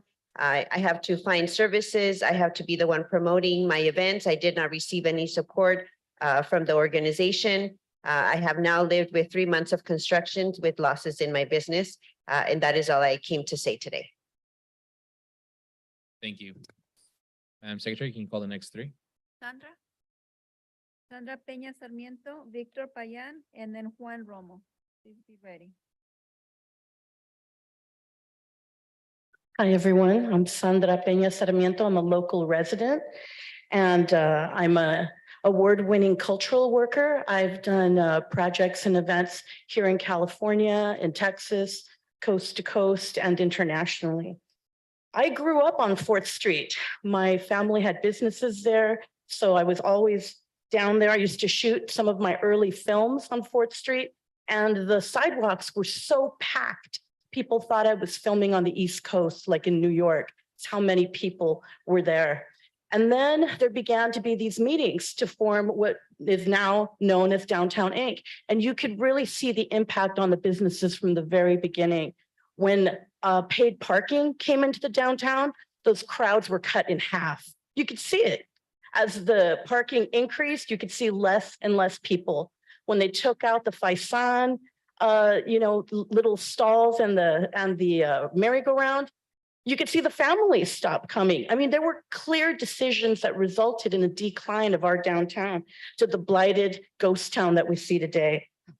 I also want to remind you that the PBID was dysfunctional from its very start, the bid and the PBID.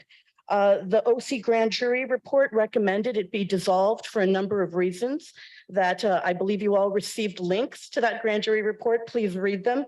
Those reasons are still there's still problems today. They haven't gone away. The inappropriate relationships, the targeting of dissidents, the blacklisting of people that have counter opinions.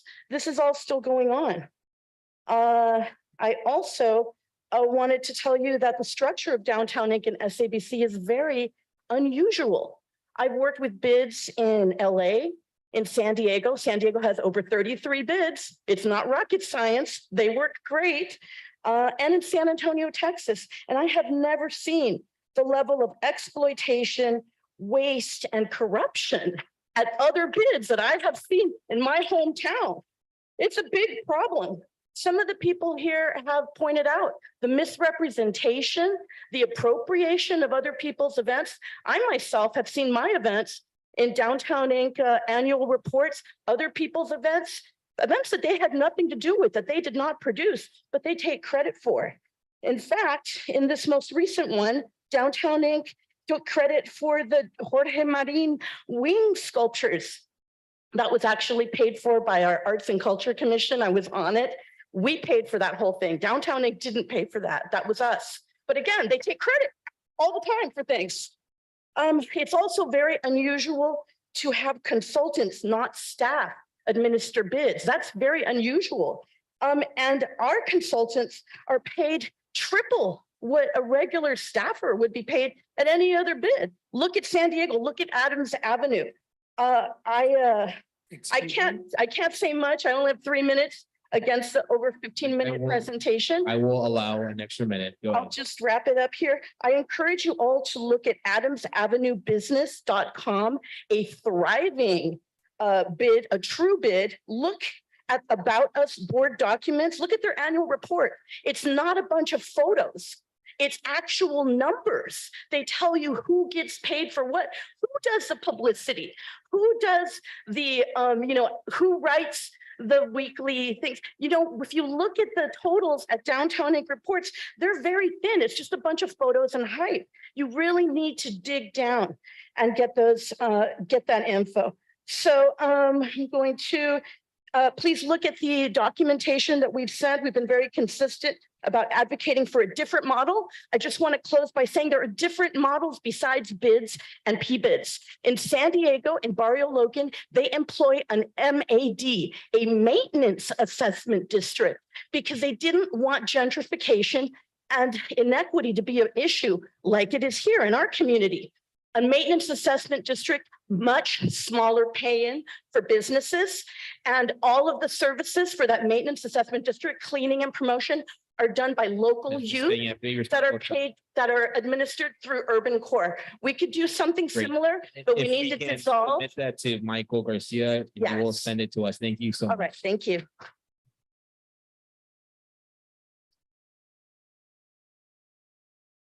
Victor Payan.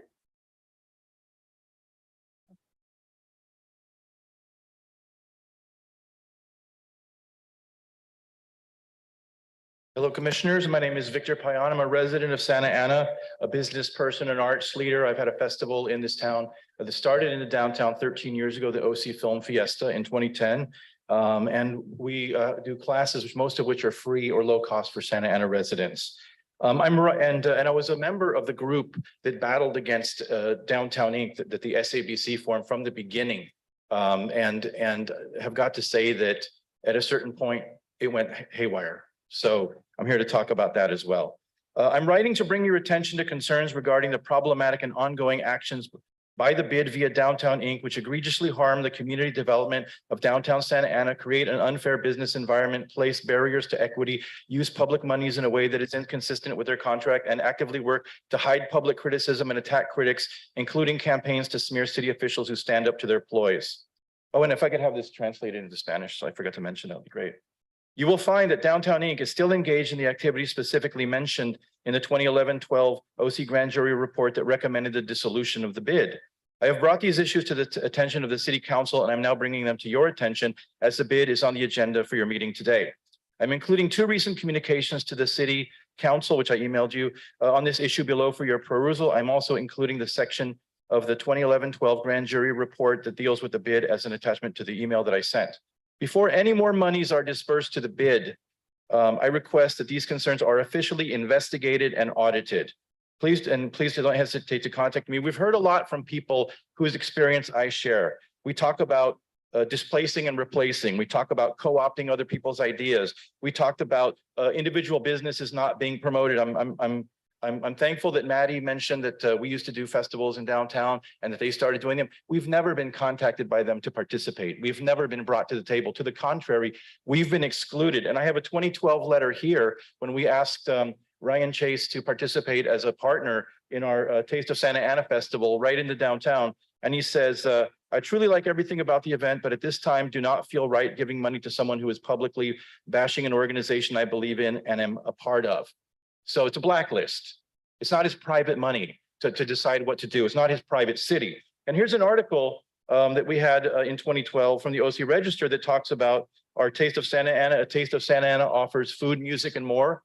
When we did this, we got no help from the local restaurant association, but flash forward a couple of years, and now one of their major events is Savor Santa Ana, an idea that they ripped off from local artists and local organizers that are doing this. And I see in the faces here, everyone has similar experiences. There's a litany of failures, of retaliation, there's nepotism, and that the SBBC has basically become a puppet of Downtown Inc. And I feel sad because their own businesses are failing. So what you see here is the start of a revolution, and I don't think it's going really quick, away. sir, your time is Thank up. you. Thank you.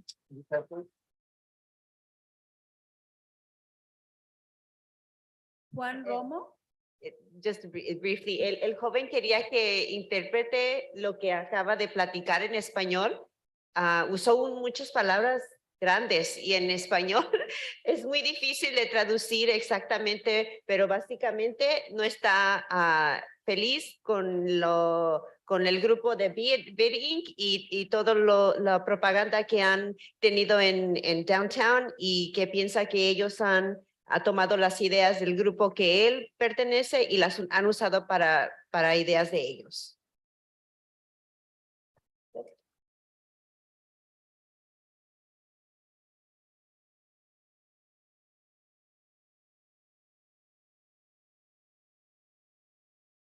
Buenas tardes, miembros. Mi nombre es Juan Romo. Yo soy residente de la ciudad de Santa Ana de 35 años y tengo un negocio desde hace 15 años. La razón que estoy aquí es que estoy representando a mis compañeros también, algunos porque no estamos representados dignamente en la calle 4, porque ni siquiera sabíamos nosotros que existía el BID. Yo no sabía. Tengo 15 años con mi negocio y hasta apenas hace poco supe quién era el presidente o el vice president, no sé quién era. Ellos nunca se presentaron a mi negocio, nunca nos han ayudado en nada, no nos han puesto publicidad. Yo no entiendo por qué están quitándonos dinero de nuestras licencias, que no hay ningún problema. Yo sé, tenemos que pagar taxis, pero también queremos saber en qué se está usando ese dinero, que ellos nunca nos dicen en qué están usando ese dinero del BID. Ellos toman sus propias decisiones por ellos mismos. Nunca han ido a decir, oh, va a haber este tipo de evento. Nunca, nomás a ciertos negocios, así se ve. En ciertas áreas nomás de la calle 4 limpian las banquetas bien limpiecitas, ciertas áreas, y nuestras áreas siempre están negras de mugre. Es cierto, pueden darse una vuelta ahorita para que vean. Es la verdad, ahí se puede decir, o no se puede decir que es discriminación, pero se mira como tal. Para mí no es razón de que exista el BID, pero también entiendo que tiene que haber algo que mantenga limpia la calle. En eso también estoy de acuerdo. Eso es todo. Muchas gracias.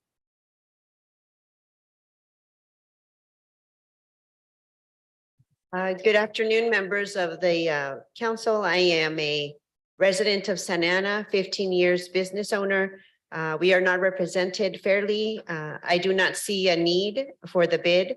Until recently, I found out that there is this additional task for business owners, and I've been a business owner for 15 years. There's a problem. We do not know what's going on, how the funds are being used. There's no communication.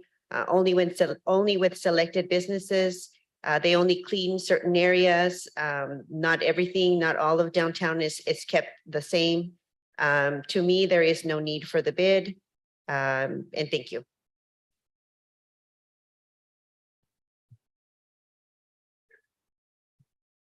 Next three speakers, Madam Secretary. Alfredo Bolaños, Vanessa Cerda y Juliet Castro.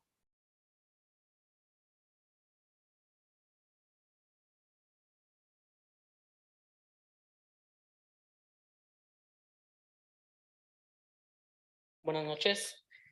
Mi nombre es Alfredo Bolaños y tengo un pequeño negocio de un salón de belleza en el Downtown Santa Ana. Y yo estoy de acuerdo con mis compañeros que ya no exista el BID. ¿Por qué? Porque realmente tengo, sin uso de razón, tengo como 10 años en la 4 y nunca he sabido yo no sabía que existían estas dos asociaciones. Me he topado con personas que son como de la asociación y nunca se han dicho o que se han presentado o han ido a mi negocio a presentarse. Y no estoy de acuerdo porque supuestamente cuando yo vine a pagar mi licencia cada mes, la primera vez que yo vine a la ciudad a pagar la licencia, me dijeron que cobraban lo de la licencia y un extra para la limpieza del Downtown Santa Ana y para la seguridad, lo cual yo no he visto desde hace mucho tiempo seguridad. Yo estoy entre la Sycamore y la Main, un segundo piso. Está conectado el parking de tres pisos y siempre veo ahí personas malas. A mi carro se han metido 2, 3 veces. Veo mucha gente, veo adolescentes ahí haciendo cosas que no deben. Y en el callejón, en el alley, huele fatal. Hay un basurero y supuestamente nos quitan dinero o pagamos dinero extra para que limpien o haya seguridad y no la hay. Estoy de acuerdo porque tampoco, por ejemplo, han ido a decir que ellos promocionan los negocios o dan promoción, ya que yo tengo que pagar mis redes sociales semana tras semana $50 para que voten mi promoción de mi salón, ya que estamos afectados tanto del COVID y de lo que está pasando en el Downtown Santa Ana. No es justo que yo esté pagando extra cuando las asociaciones no van o se hubiesen ocupado en decir, tenemos una red social donde nosotros estamos promocionando con tus anuncios y ellos estuvieran pagando o usando el dinero que nosotros pagamos para pagar la promoción, lo cual yo lo hago. No necesito de eso y no han ido a buscarme. Gracias.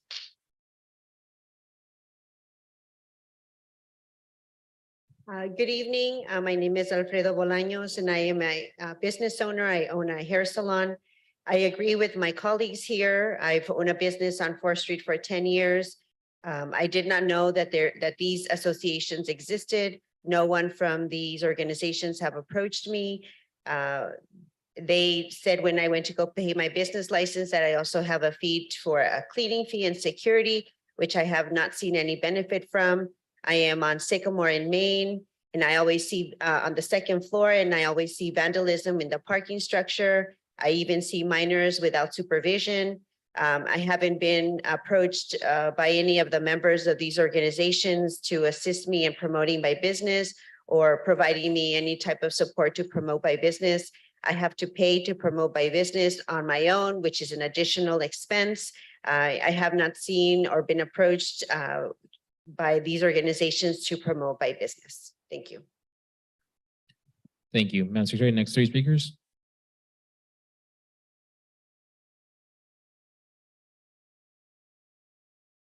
Good evening. My name is Vanessa and I am a Santa Ana resident. And not only that, I advocate for the community a lot. And it's pretty hard to stand here before you and see that the community of Santa Ana has been dramatically impacted by them not knowing what the bin brings to the community. Is like not having access to the full paths right. And it's pretty sad to see that we have seen the devastating impact gentrification has had on downtown Santa Ana.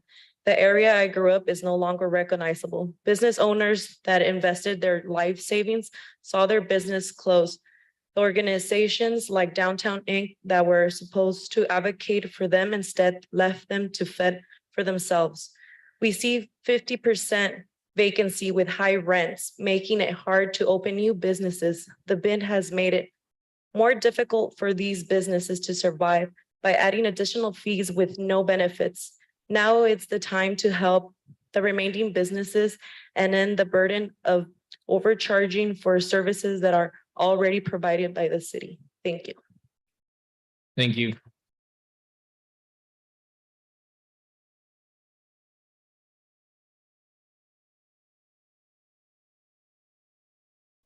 Muy buenas tardes, mi nombre es Juliet, tengo un salón de belleza en la calle 4 de Santana y soy nueva negociante y he escuchado tanto de lo que ha pasado en los últimos años y sí me gustaría que nos ayudaran a parar el pago del BID.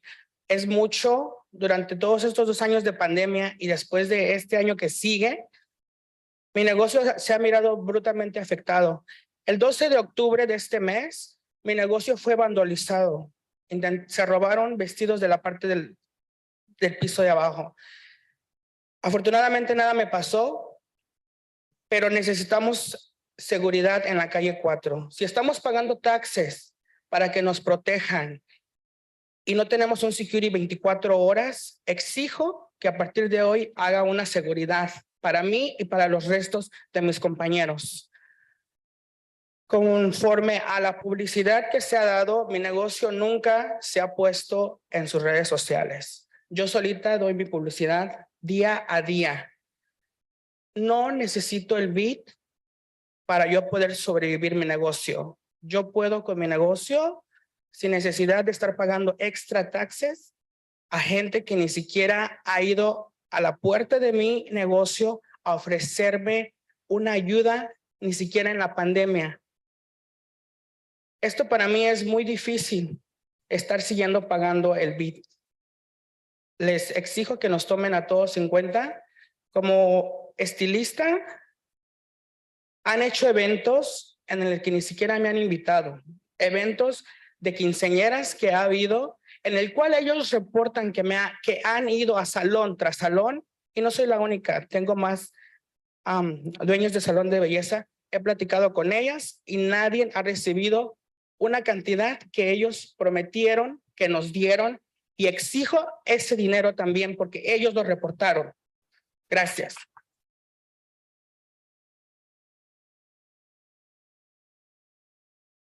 Good afternoon. My name is Julie. I am a new business owner in downtown. I would like to see the bid stopped. This past 12th day of October, my business was vandalized. Fortunately, I was not hurt. I'm asking for 24-hour security as I pay for this tax to have security. My business has not been promoted with these organizations. I can do that on my own. I promote my own business, but I do not want to pay for a tax when I do not receive any benefit from it. No one from this organization has come to see me. I do not know who these representatives are. They report that they have asked and spoken to all the salons in the area for a event regarding quinceañeras, and nobody has come to see me or any other business in the downtown area. So I'm explaining that this bid be removed, this tax be removed. Thank you.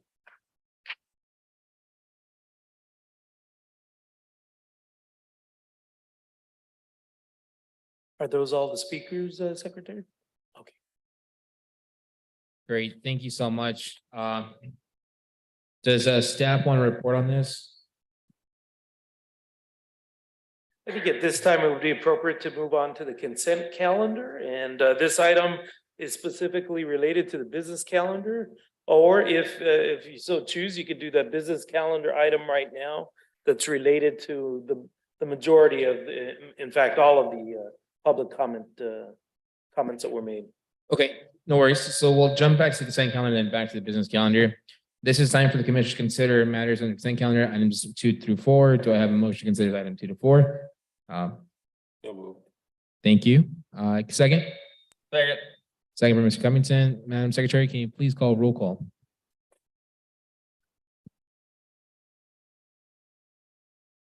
Commissioner Cornelius, Aye. Commissioner Covington, Aye. Commissioner Le, Commissioner Santana, Aye. Commissioner Oliva, Aye. Commissioner Martinez. Aye. Thank you. I believe Commissioner Lay wants to fix his vote. We're on consent, Commissioner not business. Sorry about that. Can I change it to aye? Yes, thank you. Thank you. Okay, seeing that, it's passed by unanimous consent. Moving on to the business calendar, we'll now consider matters on the business calendar. Item number 1 is item number 5, Downtown Santa Business Improvement District for 2023 assessment report and budget. Before we move on to a motion, city staff has said that there is no recommendation, no presentation, correct? There is no presentation to give. We do have staff available to answer questions and to report on the 2023 assessment report. Thank you. Would that be Ms. Castro? Yes. Ms. Castro, please come up to the mic. So this is a time where commissioners can address Ms. Castro, our city staff.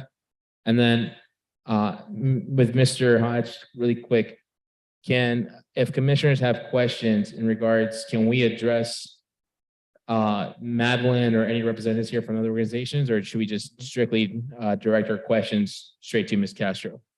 I would recommend directing your questions to staff, and then if staff does not have the answer for you and would be able to request some assistance from the organizations, then they can turn and ask for that assistance. Fantastic. And I think, first, I'm going to do a first go around and then allow all the commissioners to speak once. I'll even first politely extend offer to our virtual folks. So our vice chair and Commissioner Martinez. Commissioner Martinez, would you have any questions for staff in regards to item number 5? This is Commissioner Martinez. I don't have questions right now. Fantastic. And then I'm going to go ahead and pass it over to Commissioner Madam Chair Oliva, sorry. You're fine. You're fine, Chair. I do have a question for staff. I want to know, do we have the number of overall fees that the businesses of downtown Santa Ana paid in for their bid, for their, just for being involved in the bid? Do we have the number of how much money was paid in 2022 or at least in 2021? I know 2022 we might not have that actual number, but if we have it for 2021, how much money in fees did businesses pay to be part of the bid? Good evening, commissioners. Thank you for the opportunity. Overall, the bid generates about $200,000. throughout the year, not all at once, because some of the business licenses are due in March and others in July and so forth. It just depends on when they open their business. In general, the smallest amount of bid fee that I have seen is about 100 to 120. It's probably the lowest. And then it goes up into, you know, the hundreds, and every now and then we'll see 1,500 for the bid fee. And it's contingent upon the size of the business and their gross receipts. So if you can imagine a business such as, you know, Chapter One, or, you know, a bigger, larger restaurant, their bid fees are incrementally higher because their gross revenue is higher. But in general, we've seen a $200,000 bid assessment each year, except for last year. Last year, we saw an increase. It was about 250,000. And that was because a lot of businesses were applying for grants. And so they needed to get up to par with their business license fees in order to qualify for those grants. Thank you for the clarification and for your answer. An additional question that I have would be, is there any way we can see what, so you mentioned that last year there was over $250,000 in fees. Is there any way we can see what this money was used for? Is there some sort of audit report? Is there something that we can see where it shows us exactly where this funding went? Because the city gives the bid $200,000 and then they make an additional $250,000 in fees. So I want to know where this $400,000 goes, because yes, we do see the report that was provided to us in order to, you know, approve the funding, but I just don't understand where all this money went to if this amount of business owners are in person making these public comments. Absolutely. And for clarification, the bid only generates about $200,000 a year. Last year was an exception, but each year we've only seen about 200,000, maybe 3,000, but it hasn't been more than that typically. So there isn't 400,000 available. And just to be very clear, so the businesses come and pay for their business license. Let's say it's $100. There's a microphone I know. that's turned on. Can you guys make sure your microphone's off, because we're getting a back feed? Okay. Yeah, and if you don't mind speaking closer, because we Sure, can't hear you. Sure. Okay. So let's say, for example, the business license fee is $100 and then the bid fee is $150. So the business owner is the one that pays into the bid. It's like a savings. It's a pitching in. All the businesses come together and they pay into the bid. And that funding, to answer your question, goes directly to Santa Ana Business Council and Downtown Inc. And to answer more of your question, where did the funds go? In your exhibit, you will have their budget, and it goes to the business consultants, their administration, their insurance, marketing, promotion, some of their annual sponsored events. And there's probably other items that I'm not, readily mentioning, but it's in your exhibits. But in a nutshell, that's pretty comprehensive of their budget. So each organization receives $100,000 each year. And so once we get the bid funds, the city receives the funds from the businesses, and the business associations spend the money and then submit invoices to get reimbursed. That's how that works. There are additional funds that come from the city for green and clean, as well as money that's contributed from profits from parking revenue that goes towards a merchant fund. And so there's additional revenue outside of the business improvement district revenue that gets put back into the downtown. So. Yeah, the city of Santa Ana values downtown Santa Ana very much. And so the city subsidizes quite a bit of items in the downtown. So $500,000 a year for cleaning and maintenance. We also subsidize the parking structure operations, which are, it's a very high cost for 4 parking structures. So security guards, staff, the equipment, and so forth. And then we also subsidize other things like holiday decorations and security guards for the entire downtown, as well as police officers. So these funds are not from the bid. And so I wanted to help clarify for the businesses that the cleaning and the security guards is not from their bid assessment. It's actually a city sponsored or city subsidized component. Oh, then I think I misunderstood because all the speakers that have come forward are saying that they're paying an additional tax. Yeah, In- it does get confusing because, you know, it's for some business owners, it's new or it's just convoluted, but the $200,000 specifically goes to only Downtown Inc. and Santa Ana Business Council. All the other services are subsidized by the city and they're not paid by the businesses. I see. I'm wondering if I can request an advertisement or promotion, something that tells me how many businesses were actually promoted through either emails or on social media, just because just doing a review myself of emails up until July and on social media for like the last year, it looks like the same businesses are being promoted over and over again. So I just want to see of I believe it's 500 merchants in downtown Santa Ana, if we can get a list of who has been promoted online and how many times. And that request I will fulfill by asking Downtown Inc. and Santa Ana Business Council to provide a list of all the businesses that they have promoted. And I'll follow up with the commission on that. If we can have two separate lists, only because I do see that it's almost like if the same posts are on both social media accounts. So if we can have two separate lists, that would be great. Will do. And Commissioner Oliva, just for clarification, the money that comes in for the Business Improvement District goes towards not only overall promotion of the downtown, but it goes towards marketing and stuff of that nature. And so it's typically more focused on overall activities that are supposed to benefit the entire downtown, not individual businesses. They meet frequently. They are subject to the Brown Act because of their 501c status.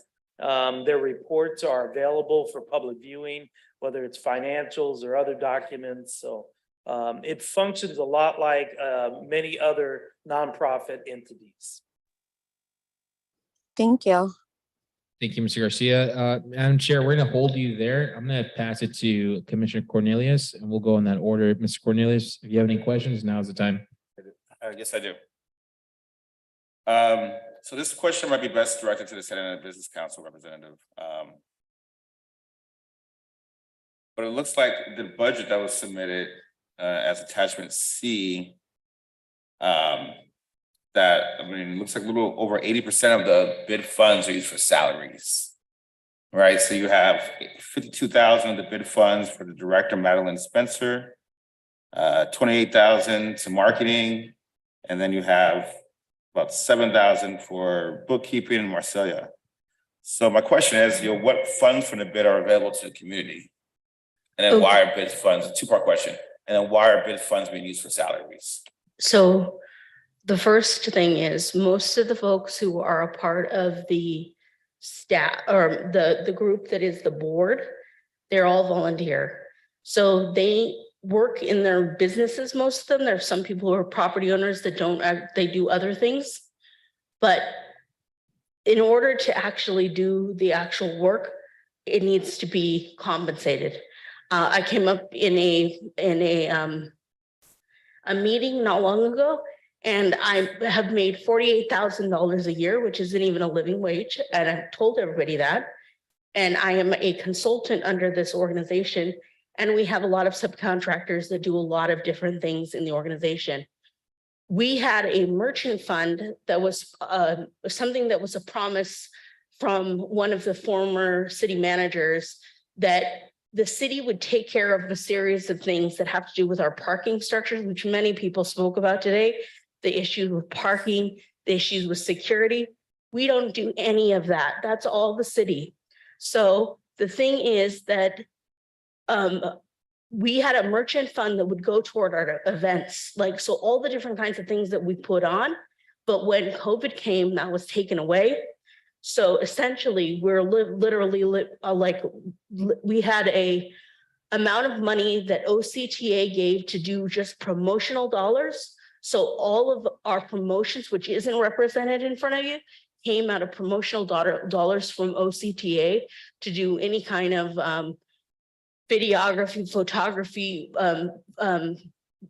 doing, let's say, radio, television, any of that kind of stuff.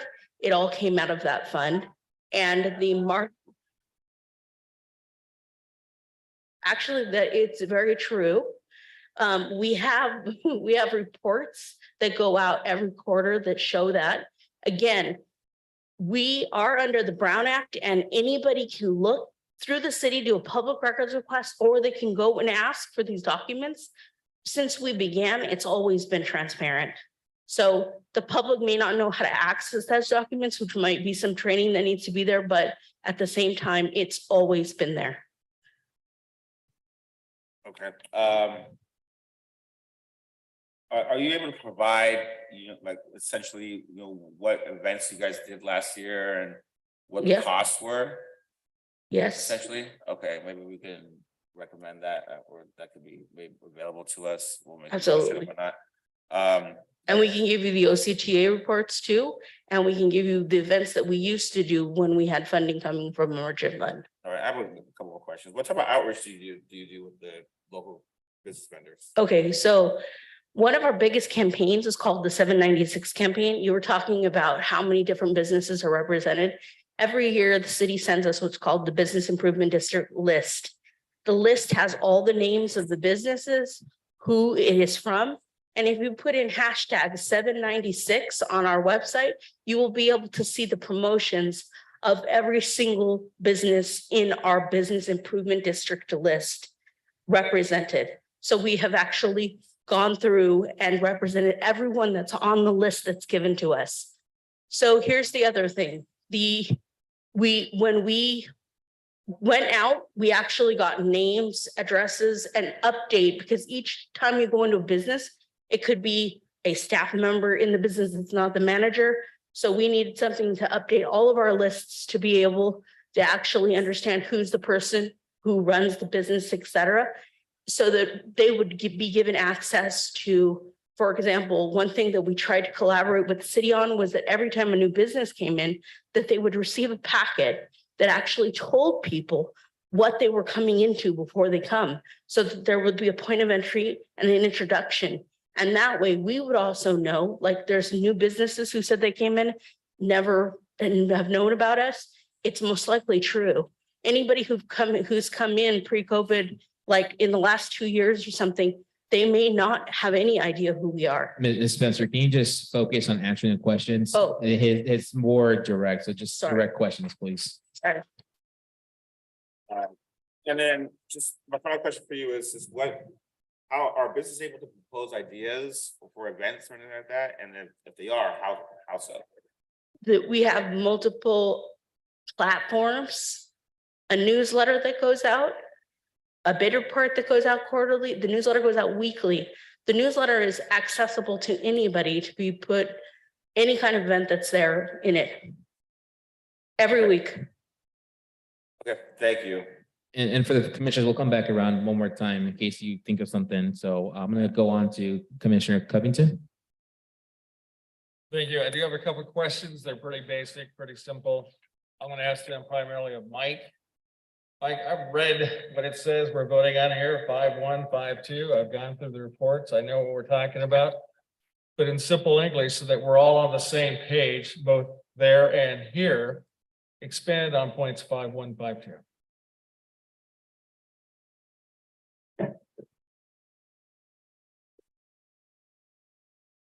I have my laptop in a minute.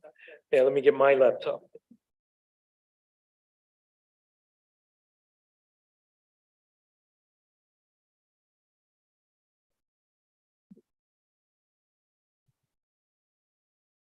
Are you referring to the exhibit?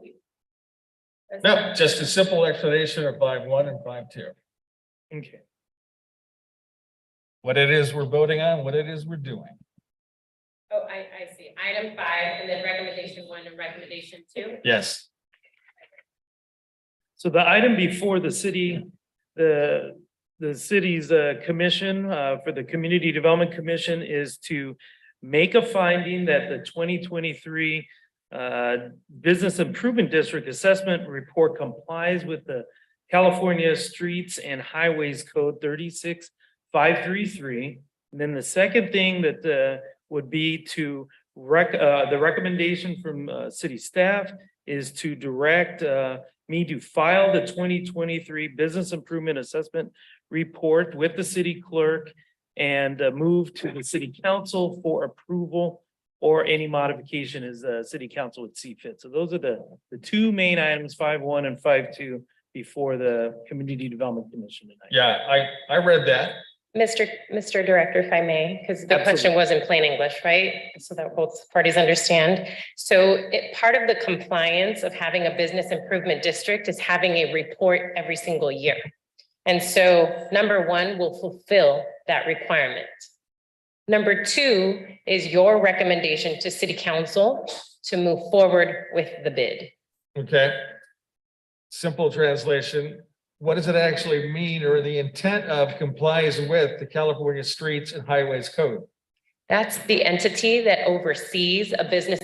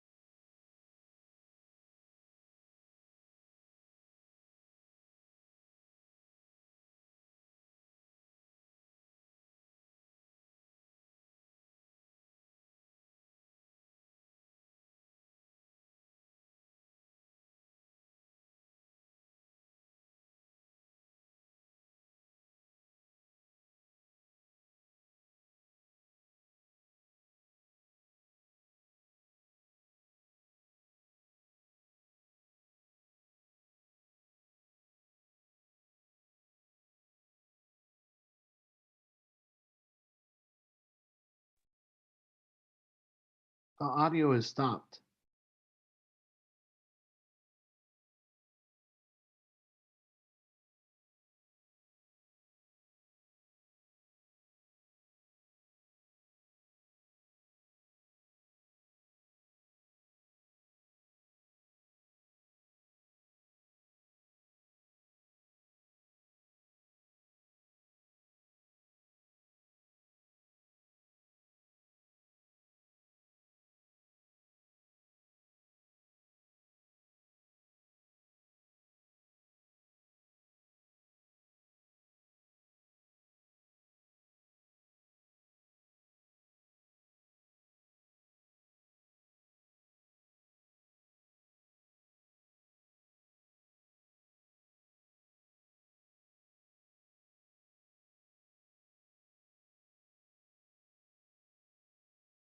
I'm sorry if I am interrupting someone, but the council chamber audio is not coming through.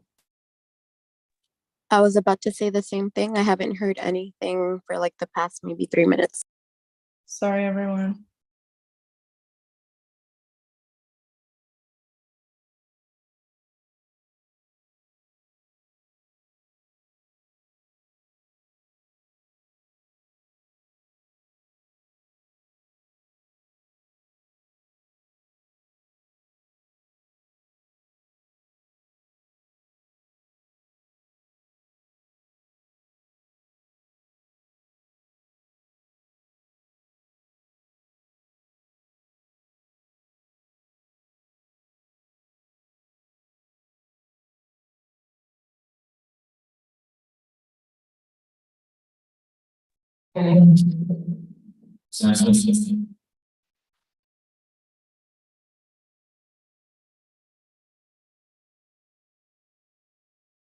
Commissioner Martinez.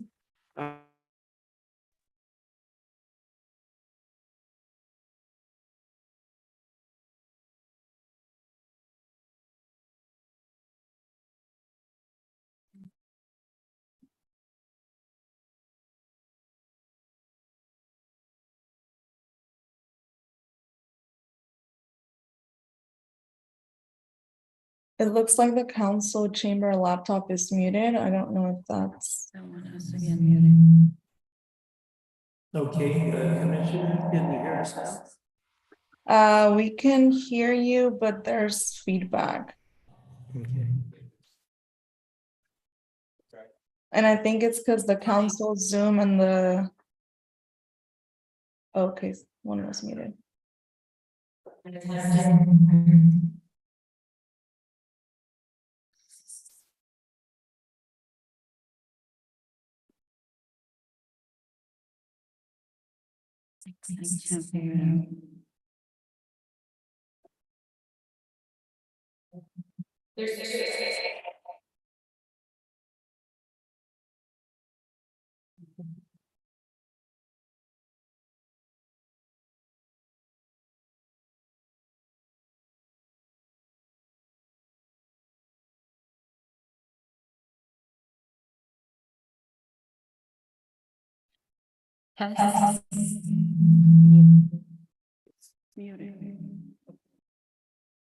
Commissioners, can you hear? There's feedback. How about now? Still feedback. I don't know.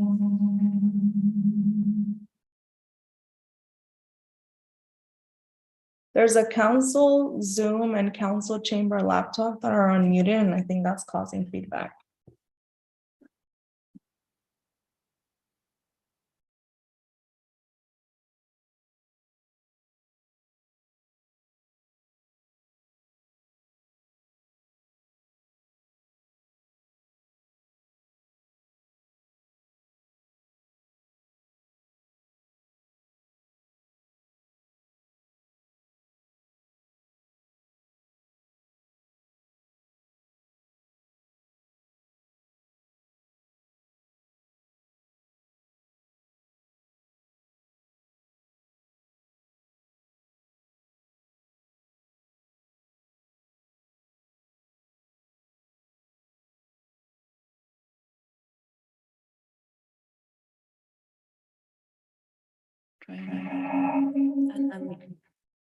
Can you hear us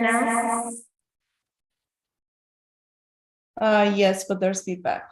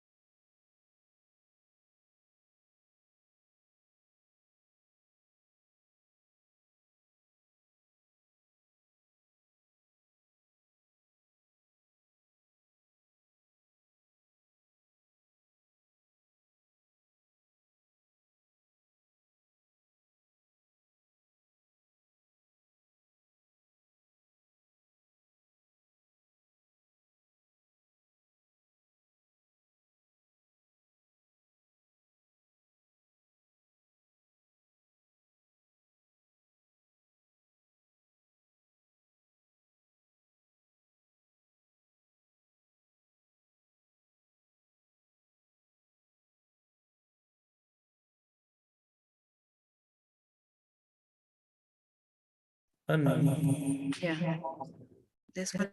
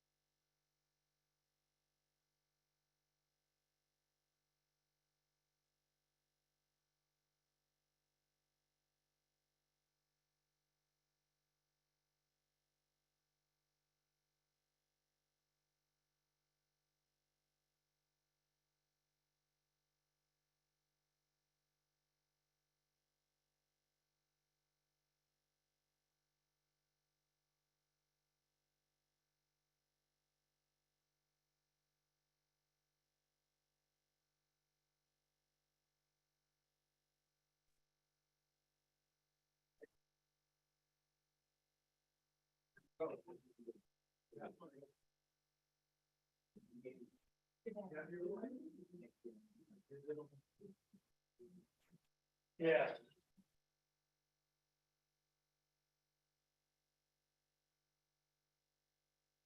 So thank God. That long, you're gonna get.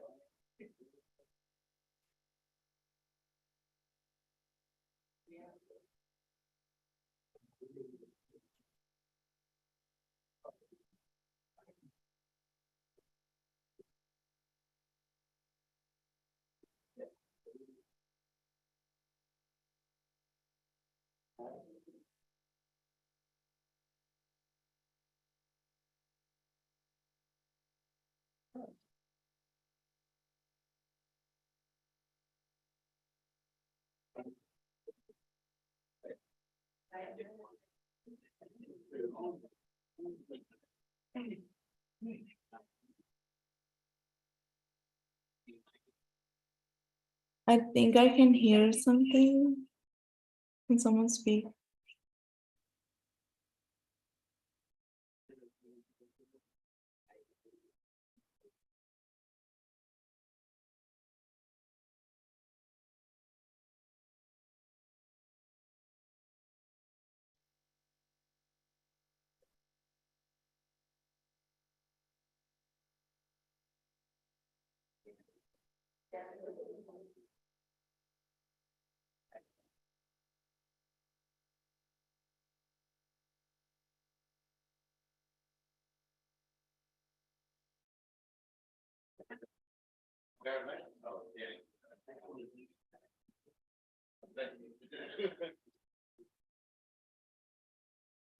Test.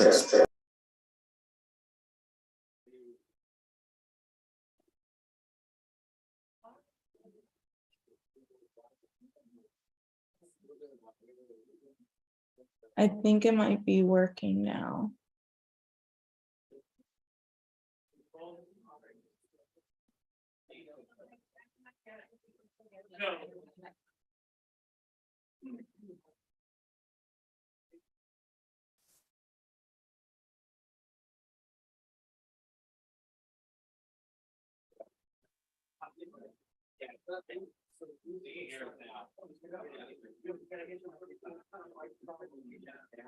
Testing, testing. Can you hear me? Yes, it works. Thank you so much. Okay. I'm sorry, everyone.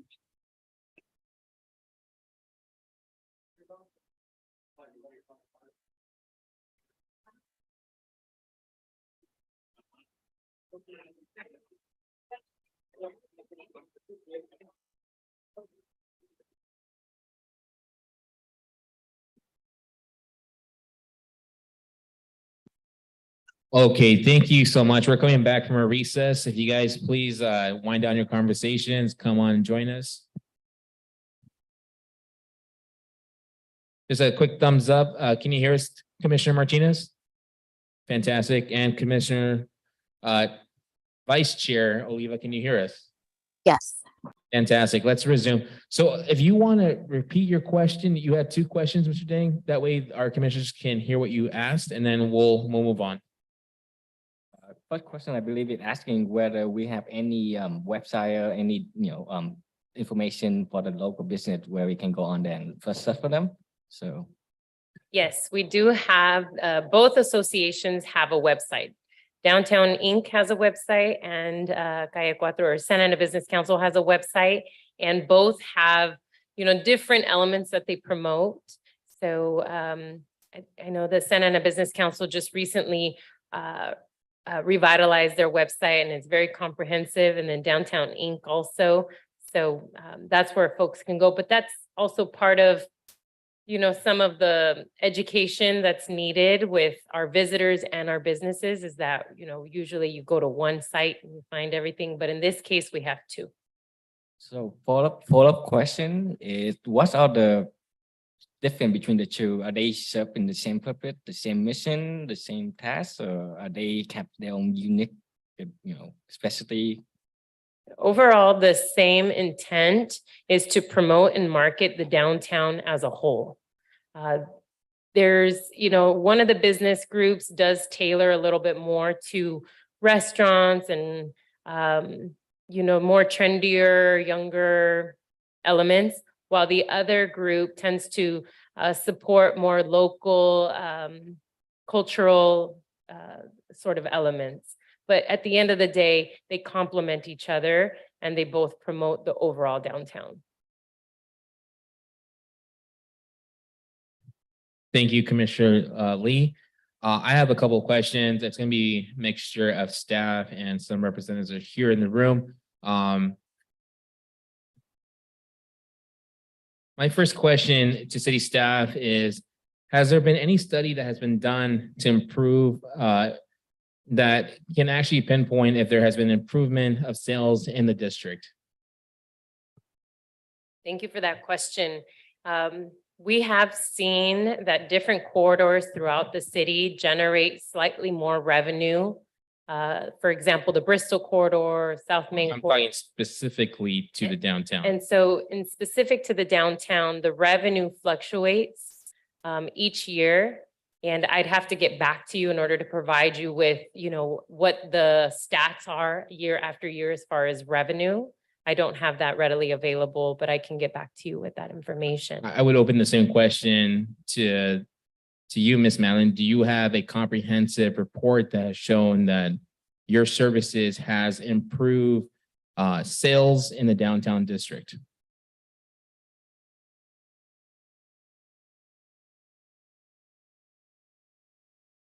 Yeah, at the top button, there's you want to walk over to, they wouldn't be able to hear you online.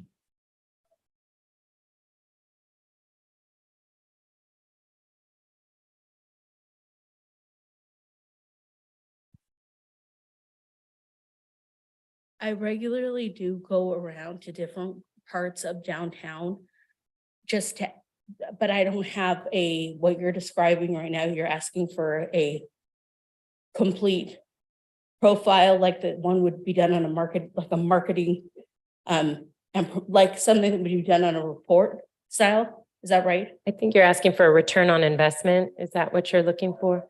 Yeah, we don't have something like that. I do know, I can tell you right now, there are parts of downtown that are not doing as well as others because of talking to the actual businesses. Like I know that the Artist Village area is hurting in comparison to the East End, for example.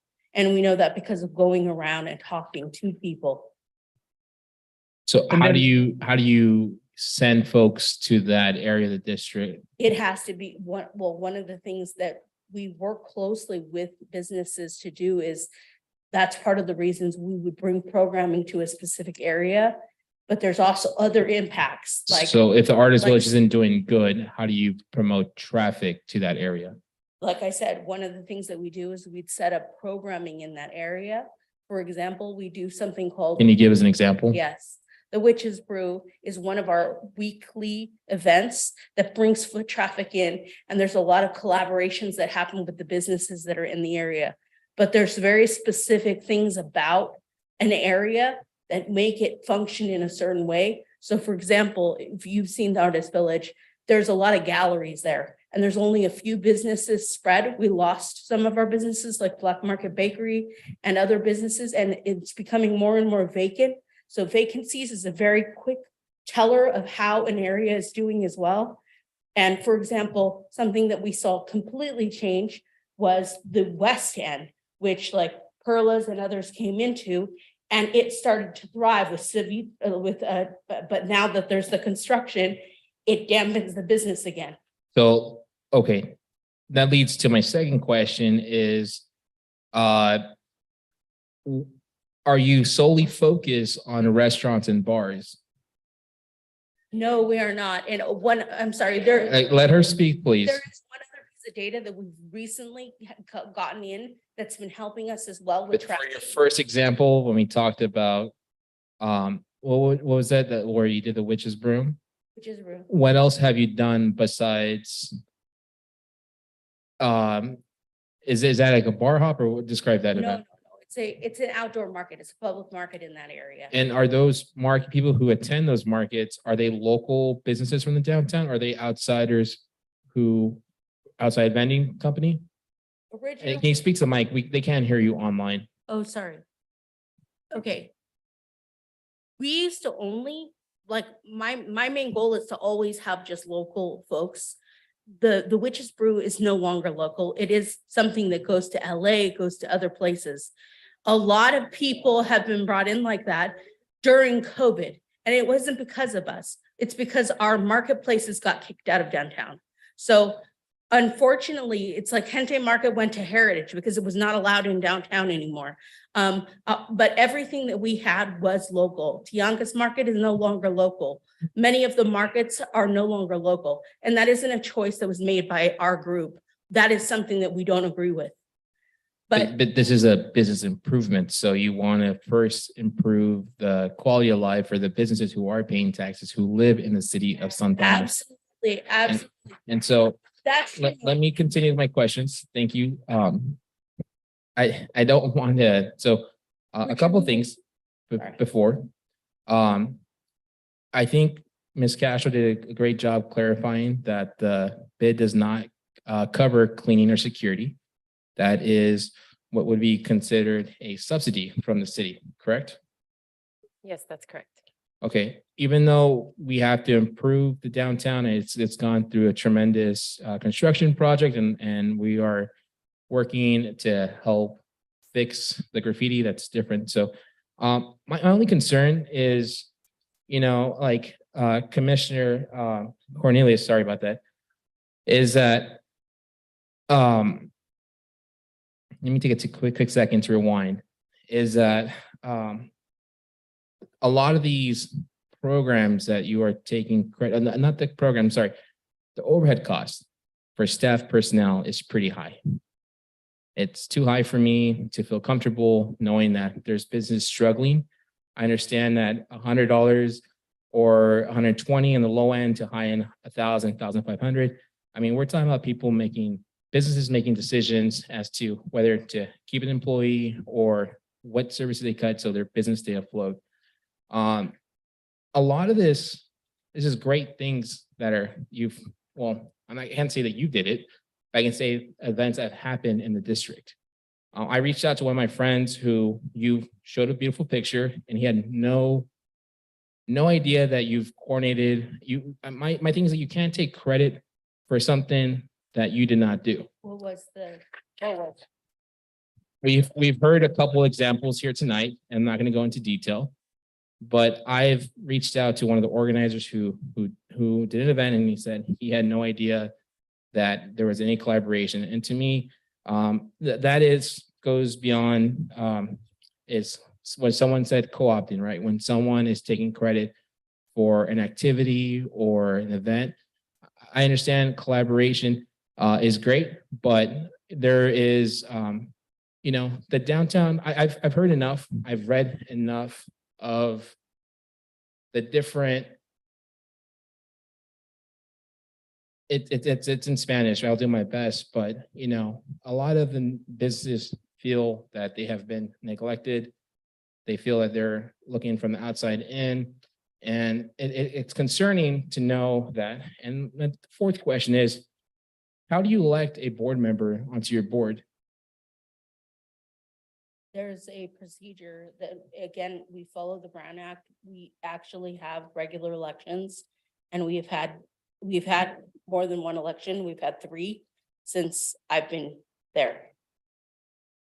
So there's a regular procedure every year. There's people that are asked to come onto the board. There's formal letters sent out.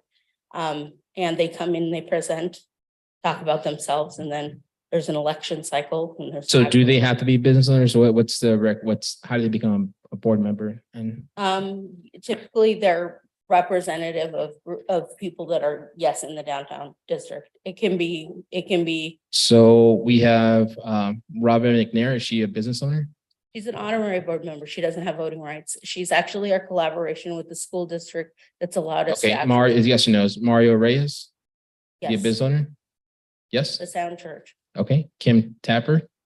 She owns the bank building. Perfect. Property owner. Okay, Alfredo Amezcua. Alfredo Mescua is a lawyer who Okay, actually. the question is, are they He's in outside. the He's a little bit downtown? outside. So yes or Yes. no's?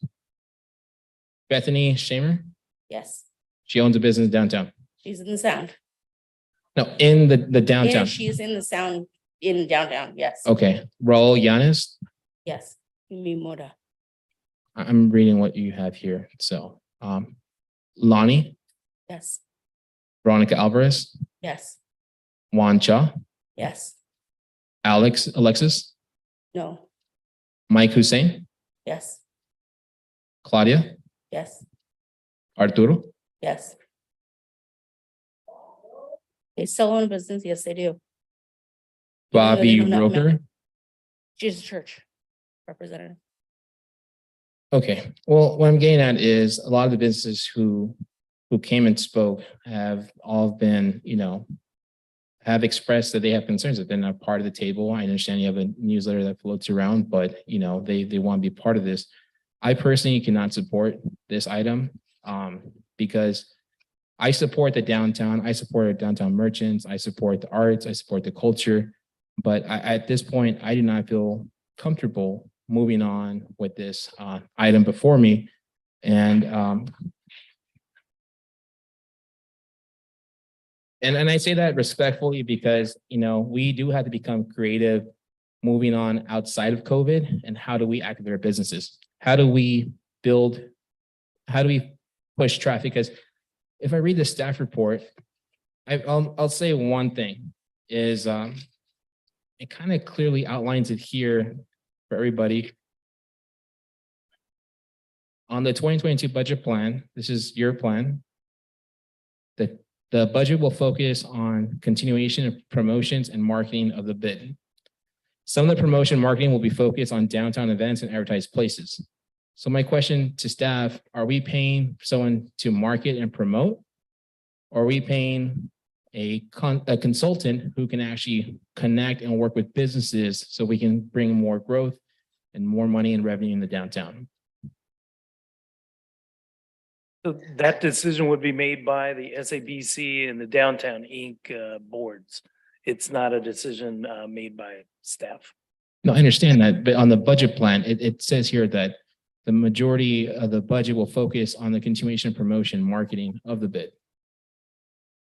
Based on my experience in working with the merchants in the downtown, there is a grassroots effort for change. What that change will entail is really based on the feedback from the community. And there's different opinions and different priorities. And it would be beneficial to hear and to collect that data and to reassess in order to identify how to best utilize the money that belongs to the merchants. Yeah, because it says here that, I mean, the city staff really has no control. You guys are just pretty much collecting the levy and then leaving a board who they decide who they pick to utilize that money. A question for staff, and I'll bring it back to the board. I'm sorry, commission, just I don't want to lose my train of thought, but a question here is, outside of this, does the city contract with the Downtown Inc. or any of them? Yes, we do. So on top of this, they'll receive other monies or other from the city of Santa Ana? Yes, the city of Santa Ana had a settlement agreement many years ago, over 5 years ago, for a clean and safe program. And so the city contracts with Downtown Inc.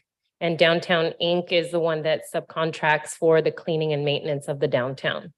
And that has been a successful program thus far. It's okay. I appreciate the commentary and it's all duly noted. And I think that there's a lot of value in hearing from the community and adjusting to their needs because it's evident that there is a need. Chairman Santana? 1 second, please. We're not open for public comment. I do apologize. We now have moved on to commissioners. So if you don't mind muting. My question here is, this is where I have a big problem is with the OCTA streetcar project. We've seen business struggle, but in my opinion, and it's only my opinion only, I feel that there's been a double dipping of, folks who are providing advertisement or traffic because why did OCTA contract directly with these groups or did they contract these groups and how much did they receive? And if you can, let us know numbers. Yes, OCTA met with the community and met with the business associations, and it was agreed that OCTA would fund each association with $200,000. And so Downtown Inc. and Santa Ana Business Council each received $200,000 over the past couple of years. So a total of 400,000? No, they're getting 200, so 300,000 total, right? So it They would get be 1,000 from the city and then 2,000 from OCTA. 400,000 from OCTA Gotcha. and then 200,000 from the bid. So Madeline and their group have in their coffers about $300,000. That's correct. Okay, I'm going to pause here. I'm going to have more questions down the road, but I'm going to go ahead and do a second round. I'm going to go ahead and ask Commissioner Martinez, do you have any questions? Yes, a lot. I kind of wanted to take some of the information before I jumped in. So, during the presentation, there was a mention that the bid doesn't focus on individual businesses, but the downtown as a whole, right? So we're having events that attract people into the downtown and bring in foot traffic. Maybe that's the reason we do that. Then later I hear from staff that one organization, I'm going to assume it's Downtown Inc., focuses on the newer hip businesses, and that the other organization focuses on smaller local businesses. So let's say I'm going to a Saturday night dancing event. There's a very specific type of business that I will end up spending my money in, right? And those are the ones that are open. It's probably food, it's probably drinks, and it's not going to be a hair salon, it's not going to be a travel agency, it's not going to be a notary or anything like that. Do these organizations focus on specific businesses, or do they focus on events that bring people to the downtown? I'm not sure which one it is. I think I've heard both. We have one type of community that is coming in and speaking out against this because they don't feel like they're being served. So I'm concerned that the money that everybody pays is being used in events that attract people that only benefit a certain type of business.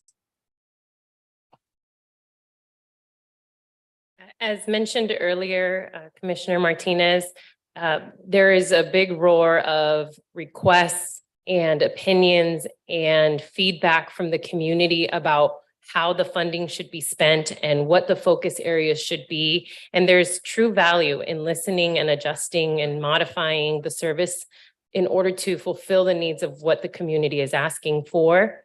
I believe that in the past, there was a great benefit of having events because a lot of the local businesses would participate in those events. But because of the pandemic and because of lower levels of staffing, these businesses are unable to participate in these monthly events, et cetera, because it's typically one business owner running the entire shop, working 60 hours a week. So asking to participate in a nighttime event is a bit of a stretch.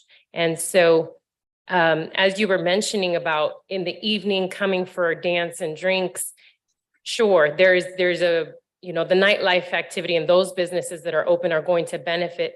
I have seen that both associations provide events and during the day and in the evening.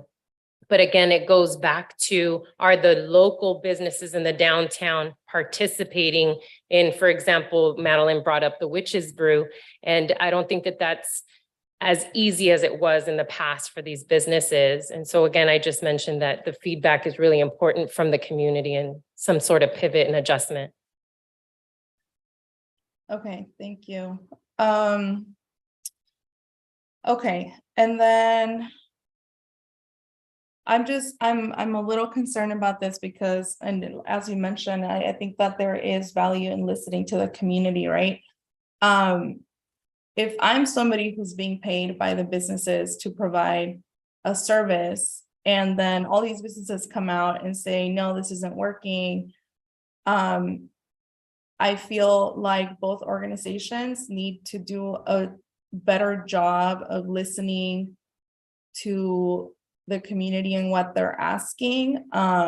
It seems like this is what I'm hearing, that folks are concerned with like improvements and cleanliness and safety, parking and things like that. And we're giving them a Witch's Brew or a Saturday night dancing or, and all of that is cute and it's fun. And I personally enjoy it. I just don't think it's providing the value that folks who are paying for this are looking for. And I personally, like, I started doing my work in Santa Ana, walking to every single business on 4th Street, getting to meet folks, asking about what they need. And like, this was about 10 years ago. And at this point, gentrification has taken most of those businesses. And, you can see where the disinvestment is on 4th Street. Once you go past Bush towards the federal building, you already see that there's a ton of disinvestment. And I just don't think the organizations are listening.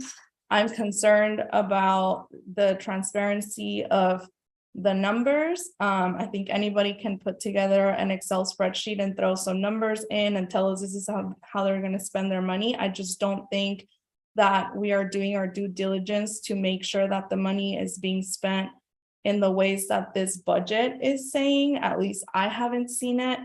And even if it is publicly available, it's not accessible because the businesses are showing concern about these numbers and how the money is being spent. I'm concerned about the double dipping. I'm concerned about our contracting with them and the fact that folks are paying the fees and then OCTA is still funding them and the businesses are not getting what they need, at least not the less represented, more local businesses with less revenue. So I'm also concerned about this. I don't support more money going into this. Thank you, Commissioner Martinez. I apologize. I forgot to ask Commissioner Ms. Darlene Balbuena if you want to say something, if you want to speak, now'd be a good time. Thank you. Yes. After hearing, of course, I want to continue hearing about what commissioners' questions and concerns are about. But I did want to emphasize on the point in that it did sound that many of the community members and business owners who have had several years working their businesses downtown. I just was curious about accessibility to different websites. I did hear that websites and these places and things were being I guess, made open to the public, but whether they were accessible, especially with a lot of our local community does speak Spanish. So if those things were being made available to them and whether or not, even online, some people sometimes can't access things online if they were being able to access that information, that public information to all of the community, local business owners. Great, thank you, great feedback. Yeah, typically flyers and information about events are available in both languages, and then the websites, I think each of them have a feature where they can translate, through the Google Translate for English and Spanish, but their websites are in English. But we do, often have information or translation available in Spanish because we do have a larger monolingual community here. And thank you, Ms. Castro. I'm going to jump back to Vice Chair, Ms. Oliva, if you want to have any further questions. No further questions on my end. I just did want to emphasize the need for maybe some sort of market analysis to see how these events are bringing revenue to downtown Santa Ana. Because if that's the end goal, let's see if that's really happening. I would not support this item tonight without additional information. Speaking on the websites, I did take a look at the websites last year. Both websites were not secure. This year, I'm happy to see that the Calle Cuatro website is secure. I could not access it in Spanish, so I don't know what that meant. The downtown Santa Ana website is not secure, and I know that it says in the report that there's funding for website licenses, hosting, and all those things. So I'm not too sure how the money is actually being used.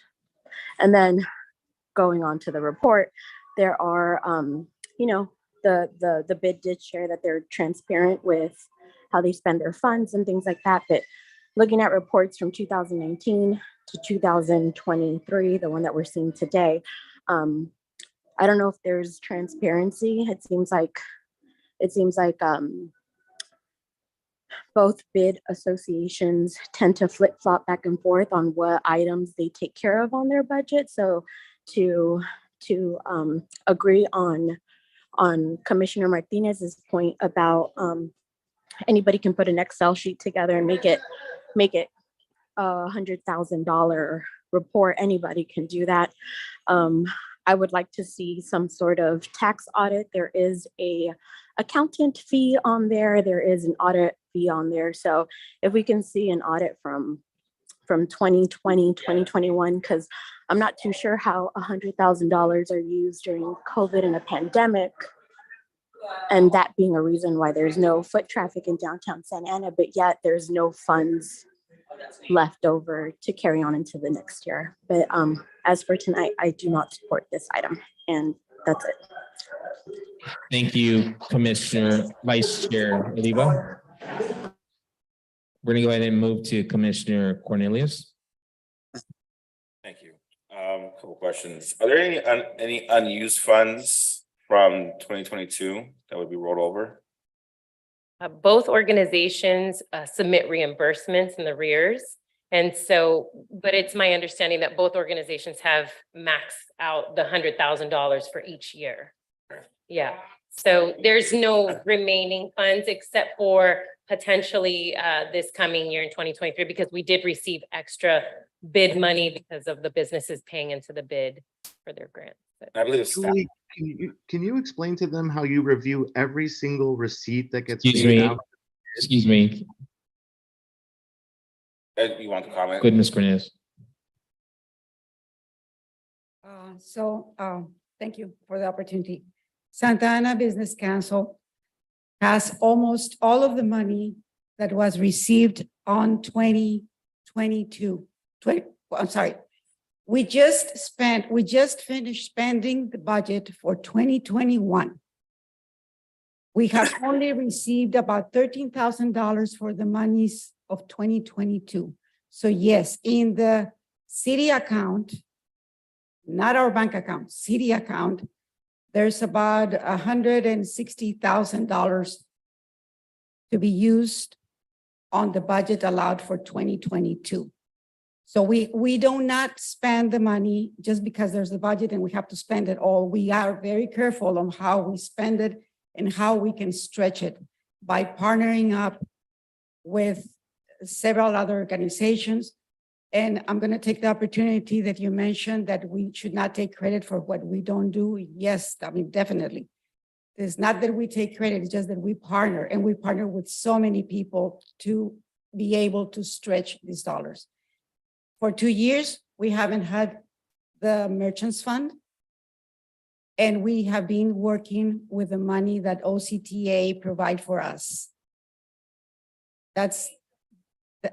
Yes, that's the bid. That's the bid money. But in order to do the programming and the festivities and the music and the whole thing, we needed the other $100,000 from the Merchant Fund, which is the parking revenue money. We have not received that for 2 years. So Thank you. I think you answered my question. if you may, I would like to address another question that some of you did about the election process.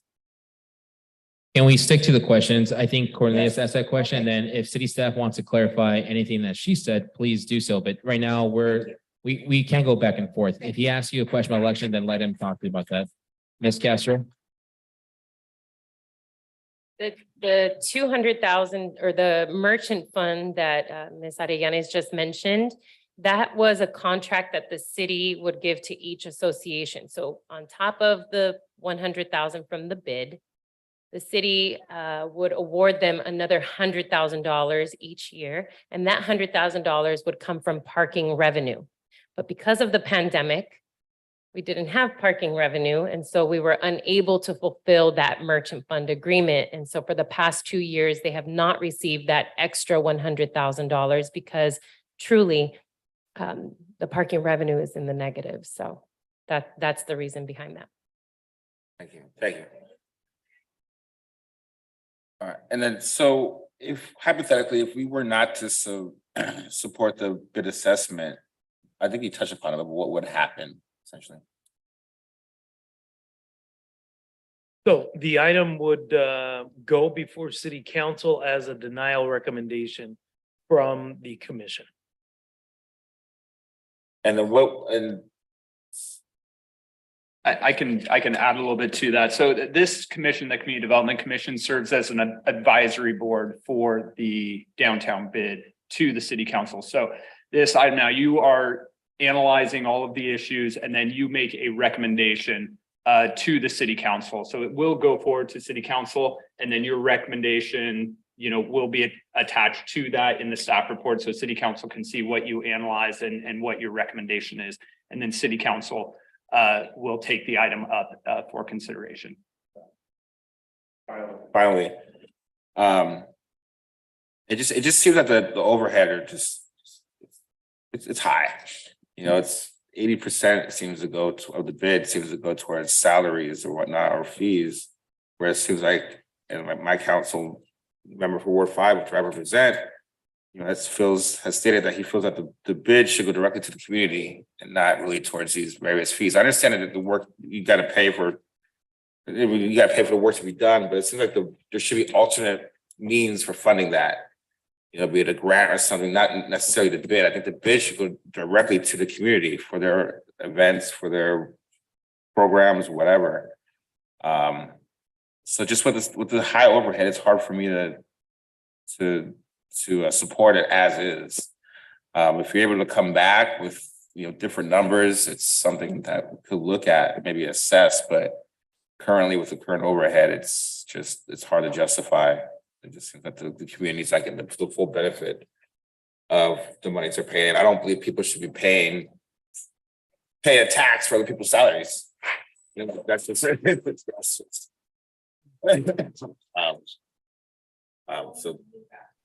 that. I have to say. Thank you, Mr. Cornelius. Commissioner Winston. Mr. Covington, No sorry. other questions at this time. Great, thank you. Commissioner Lee. I don't have any more questions. Thank you. Thank you. Commissioner Darling, do you have a question? No questions for staff right now. Okay. Just for point of clarification, Julie, I like how you said that, yes, the downtown didn't get 100,000 because COVID and the revenues for the garage, it was an empty garage for almost a whole year. But I heard recently that they have $100,000 from that. So you have 67 days. What happens when that, because I think goes to Covington's questions, where does the money roll over? What do they use that money? Because if you have $100,000 in your pocket now and you're 67 days before the end of year, what happens to that money? So we would have to wait at least 2 quarters, maybe 3 quarters, to figure out exactly how much money is remaining. Every year, their budget is for only $100,000. So each organization can't spend more than what the council and what the commission has approved. So let's say in 2024, there's 150,000 for each organization, then they would prepare a budget for the 150. But we wouldn't know that until about 3 quarters until, next year. Okay, so then hold on. I'm going to ask some more questions. Let's say OC Pride comes to town. Do they pay money to downtown, or do they pay money to? Do they collect any money? No. So I personally helped with the OC Pride Parade this year, and that was a direct. And any events that happen in downtown, do they pay a little money? Are they a sponsor? There's opportunity for those event organizers to request sponsorship from both associations, and typically they do. And sometimes the association sponsors, sometimes they don't, depending on what their priorities are, what their financials look like. And these event organizers also go to city council or grants and ask for funding, but So you're saying that the consultants can come and bill the city for additional services on top of this, right? I'm not following your question. My question is, can a contractor go before the city, or can they collect money from the city for other consulting services outside of this? Yes, sir. And has that happened? Has Director Madeline Spencer or Diamond Hart no, I'm sorry, Claudia or any of these people like Ryan Smoller, have they received additional money outside of this? I don't have factual information to support It's a my yes or no. answer. I want to tell you that consultants typically have multiple clients. And so that may be the case for these consultants. Okay, I apologize. I just don't have the That's the fine. factual to That's fine. support that answer. I think I've heard enough and I think I'm prepared to make the motion, but before I do, how much money do they have in total in reserves or are they in the black and like what is it? Because with COVID, like things have changed. So like, can you tell me where they're at financially? Sure. So Santa Ana Business Council is probably the most conservative with their expenditures. And they typically have some money in reserves in their account. Every year we have an audit of their accounts to make sure that they're in compliance with their nonprofit entity and ensure that their expenditures are appropriate. The city reviews their expenditures every time they submit. So Santa Ana Business Council probably has a healthy reserve. I don't know the exact number. I'd need to seek information from them. Downtown Inc. Probably doesn't have reserves. They expend all the funds that they're allocated every year. So when there's an event like Tucson and they're collecting money, where does that money go? Sure. So for example, like a Savor Santa Ana, that was a $30,000 event. Typically, that's a loss of revenue there. There's not a gain or a profit for that sort of event. Okay. Again, I think I've heard enough and I will open it to one more time for any commissioners that have any comments. And Commissioner Martinez, please go ahead. The floor is yours. Thank you. This is more of an administrative question, but does the city have the power to one, and I don't know how the agreements work necessarily, but does the city have the power to one, let's say just fund one organization? Because there's also the issue that we're paying two organizations that are doing similar things and they both might be doing a very bad job at it, from what I'm hearing. And can the city regulate or limit what the funds are being used for? So for example, if the business owners are saying they want, I don't know, street cleaning because of, it seems like that's not happening, but if they want the bid to take care of street cleaning or things like that, can the city say these $100,000 for Downtown Inc. are only gonna be used for activities X, Y, and Z? The city has active agreements with each of these entities. And so the city does have jurisdiction to terminate or to change the scope or to modify those agreements. However, those modifications would be based on the recommendation from commission and from city council. Got it. Thank you. And that was my question. Well, actually, just kidding. Go ahead. Sorry. So if we were to, like, if, let's say the commission wants these agreements to change, how would we go about doing that? Because I assume it wouldn't take place during this meeting.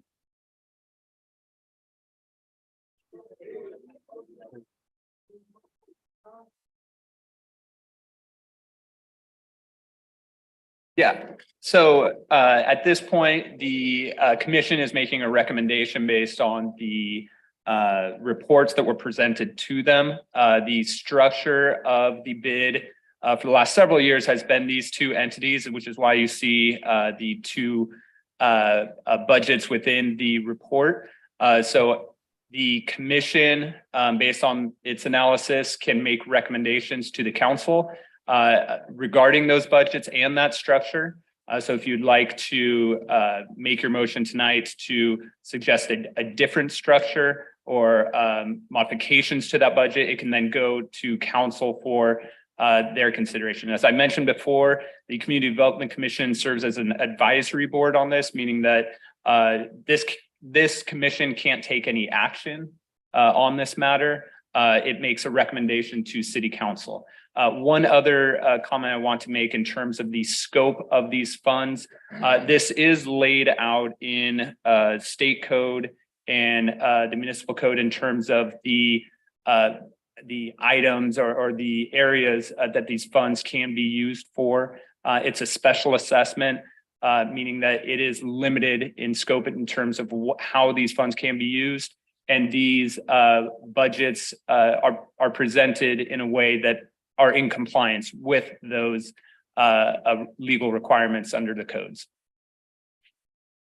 Thank you. But we can make a recommendation to revise the agreements that we have with both organizations, and we can change the fee, as in lower it. We'll make the recommendation to do that and to have the city dictate what the funds can be used for by the organizations.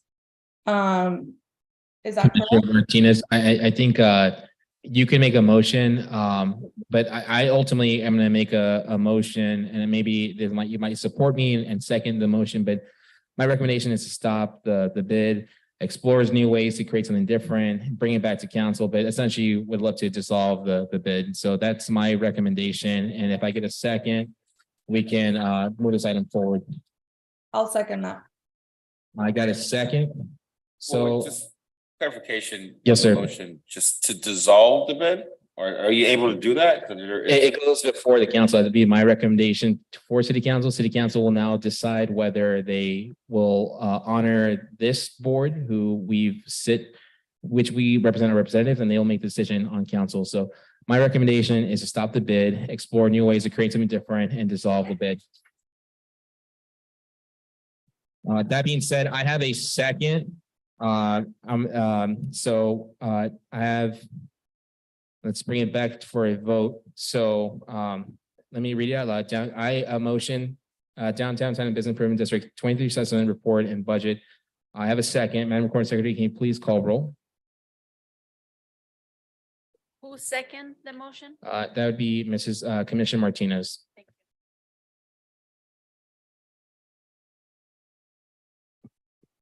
Commissioner Cornelius, I please, Perfect. yay or? yay. Commissioner Covington, I'll just say it. I support the chairman's motion. Aye.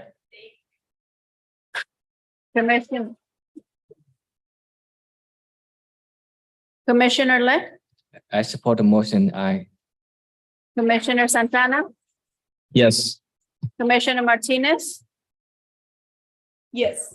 Commissioner Oliva. Yes. Thank you. Just for the record, the item has been struck down and approved unanimously by the commission. We are now moving on to staff member comments. Does staff have any comments which is speak? And before we go there, if anyone who's here who parked, we have validations, we can please become validated. But if you guys need parking validations, come forward. But does staff have anything they'd like to report to the commission? Nothing at this time. Just thank you for a warm welcome, and I look forward to working with you all individually. And I wanted to let the commissioners know I was very proud with my staff jumping into action, helping with translations, and having the expertise of Julie Castro here was truly very helpful for tonight. Thank you. Thank you. Excuse me, Chair.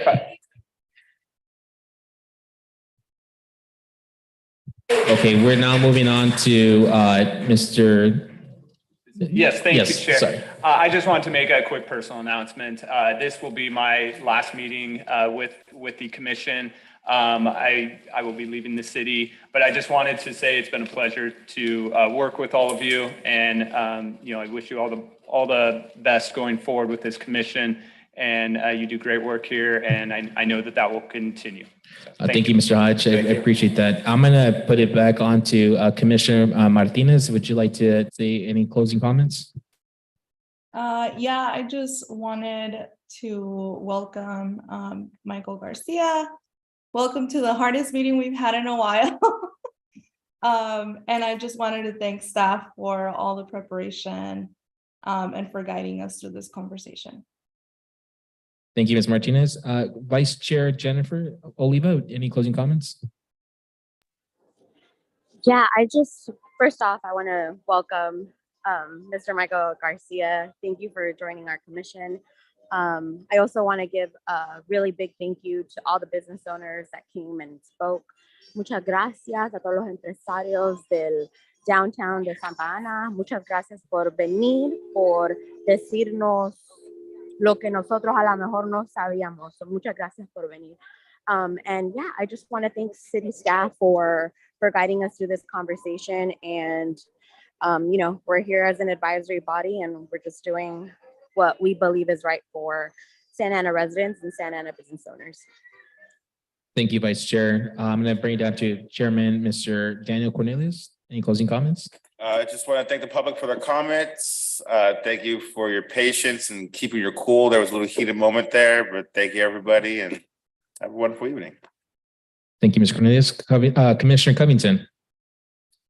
Mike, welcome back home. It's good to see you. Good to have you. Ryan, wish you well, your new adventures. Again, thank you to city staff. Thank you to the audience, the business members. And Thank you, Commissioner Lee. I wasn't done yet. Oh, sorry. Okay, I don't know how many people are gonna hear this, but with Halloween right around the corner, please be safe with your children. Keep them close for Halloween. They're gonna be hyped up on sugar and running in the streets. Have an adult supervise. And then my last point is that Veterans Day is gonna be in a few weeks. If there's a veteran in your family who has served in the military, please thank them for their service. Thank you. Thank you. Commissioner Lee. Well, congratulations and have a wonderful night, guys. Thank you. Commissioner Ana Laura. Well, I was not here for the entire meeting, but I see everyone happy. I just want to thank the public for coming. Your comments really helped the commission to do determination. So, and I want to thank my colleagues. I know it was a long meeting, so thank you for being so patient. And just remind you that to support the business owners of the downtown through this construction, I invite you all to stop by to, they have amazing discounts right now for Black Friday. We're calling it an early Black Friday. So please support the businesses in downtown. And also, thank you for your service, Commissioner Covington, because we're not going to be able to see you. And Commissioner Cornelius. That's it. Good night. Thank you. Commissioner Darlene Balbuena. Yes, I just wanted to welcome Michael Garcia and wish the best to Ryan Hodge and wish you well in your future endeavors. I also wanted to congratulate commissioners for the great work that you guys did and thank the community for coming out and taking a stand on what you guys believe. So that was very nice to see. And as youth growing up in the community, it's very great to see improvements and changes happening. So thank you all. And thank you for your service, Commissioner Cornelius and Covington. Gracias. So a los que vinieron a hablar hoy, muchas gracias por estar aquí y, sé que son las 7:46 en la tarde y tomaron su tiempo para venir y lo escuchamos y no termina aquí, seguimos para la otra junta que sigue. And I'm pretty much thanking our residents for coming out and sitting here at 7:46, being active and we're listening to them. That's what I told them. And we support the downtown business. Nosotros apoyamos los negocios de downtown Santa Ana. Pero most importantly, the one thing that I want to emphasize is there is no room for hate in our city. I don't condone violence or disrespect. So thank you for remaining cool and being here. But you guys, we're listening to you because you took the time, and with civility, we were able to navigate through a process. We listened to both sides, and we all made a decision here to support the downtown. So, no más que decir que gracias por estar aquí y que tengan buenas noches. Thank you guys all, and I want to actually thank Michael and sad to see Mr. Hutch leaving. So, but thank you for your service, and thank you for city staff for working through the technical difficulties and stuff like that. And thank you for your service for you too. I look forward to raising the flag for you on Veterans Day. That being said, we have now adjourned the meeting. Let me just read this quick statement. This meeting is now adjourned. The next special meeting is scheduled for Wednesday, November 16th at 4:30 PM. Thank you.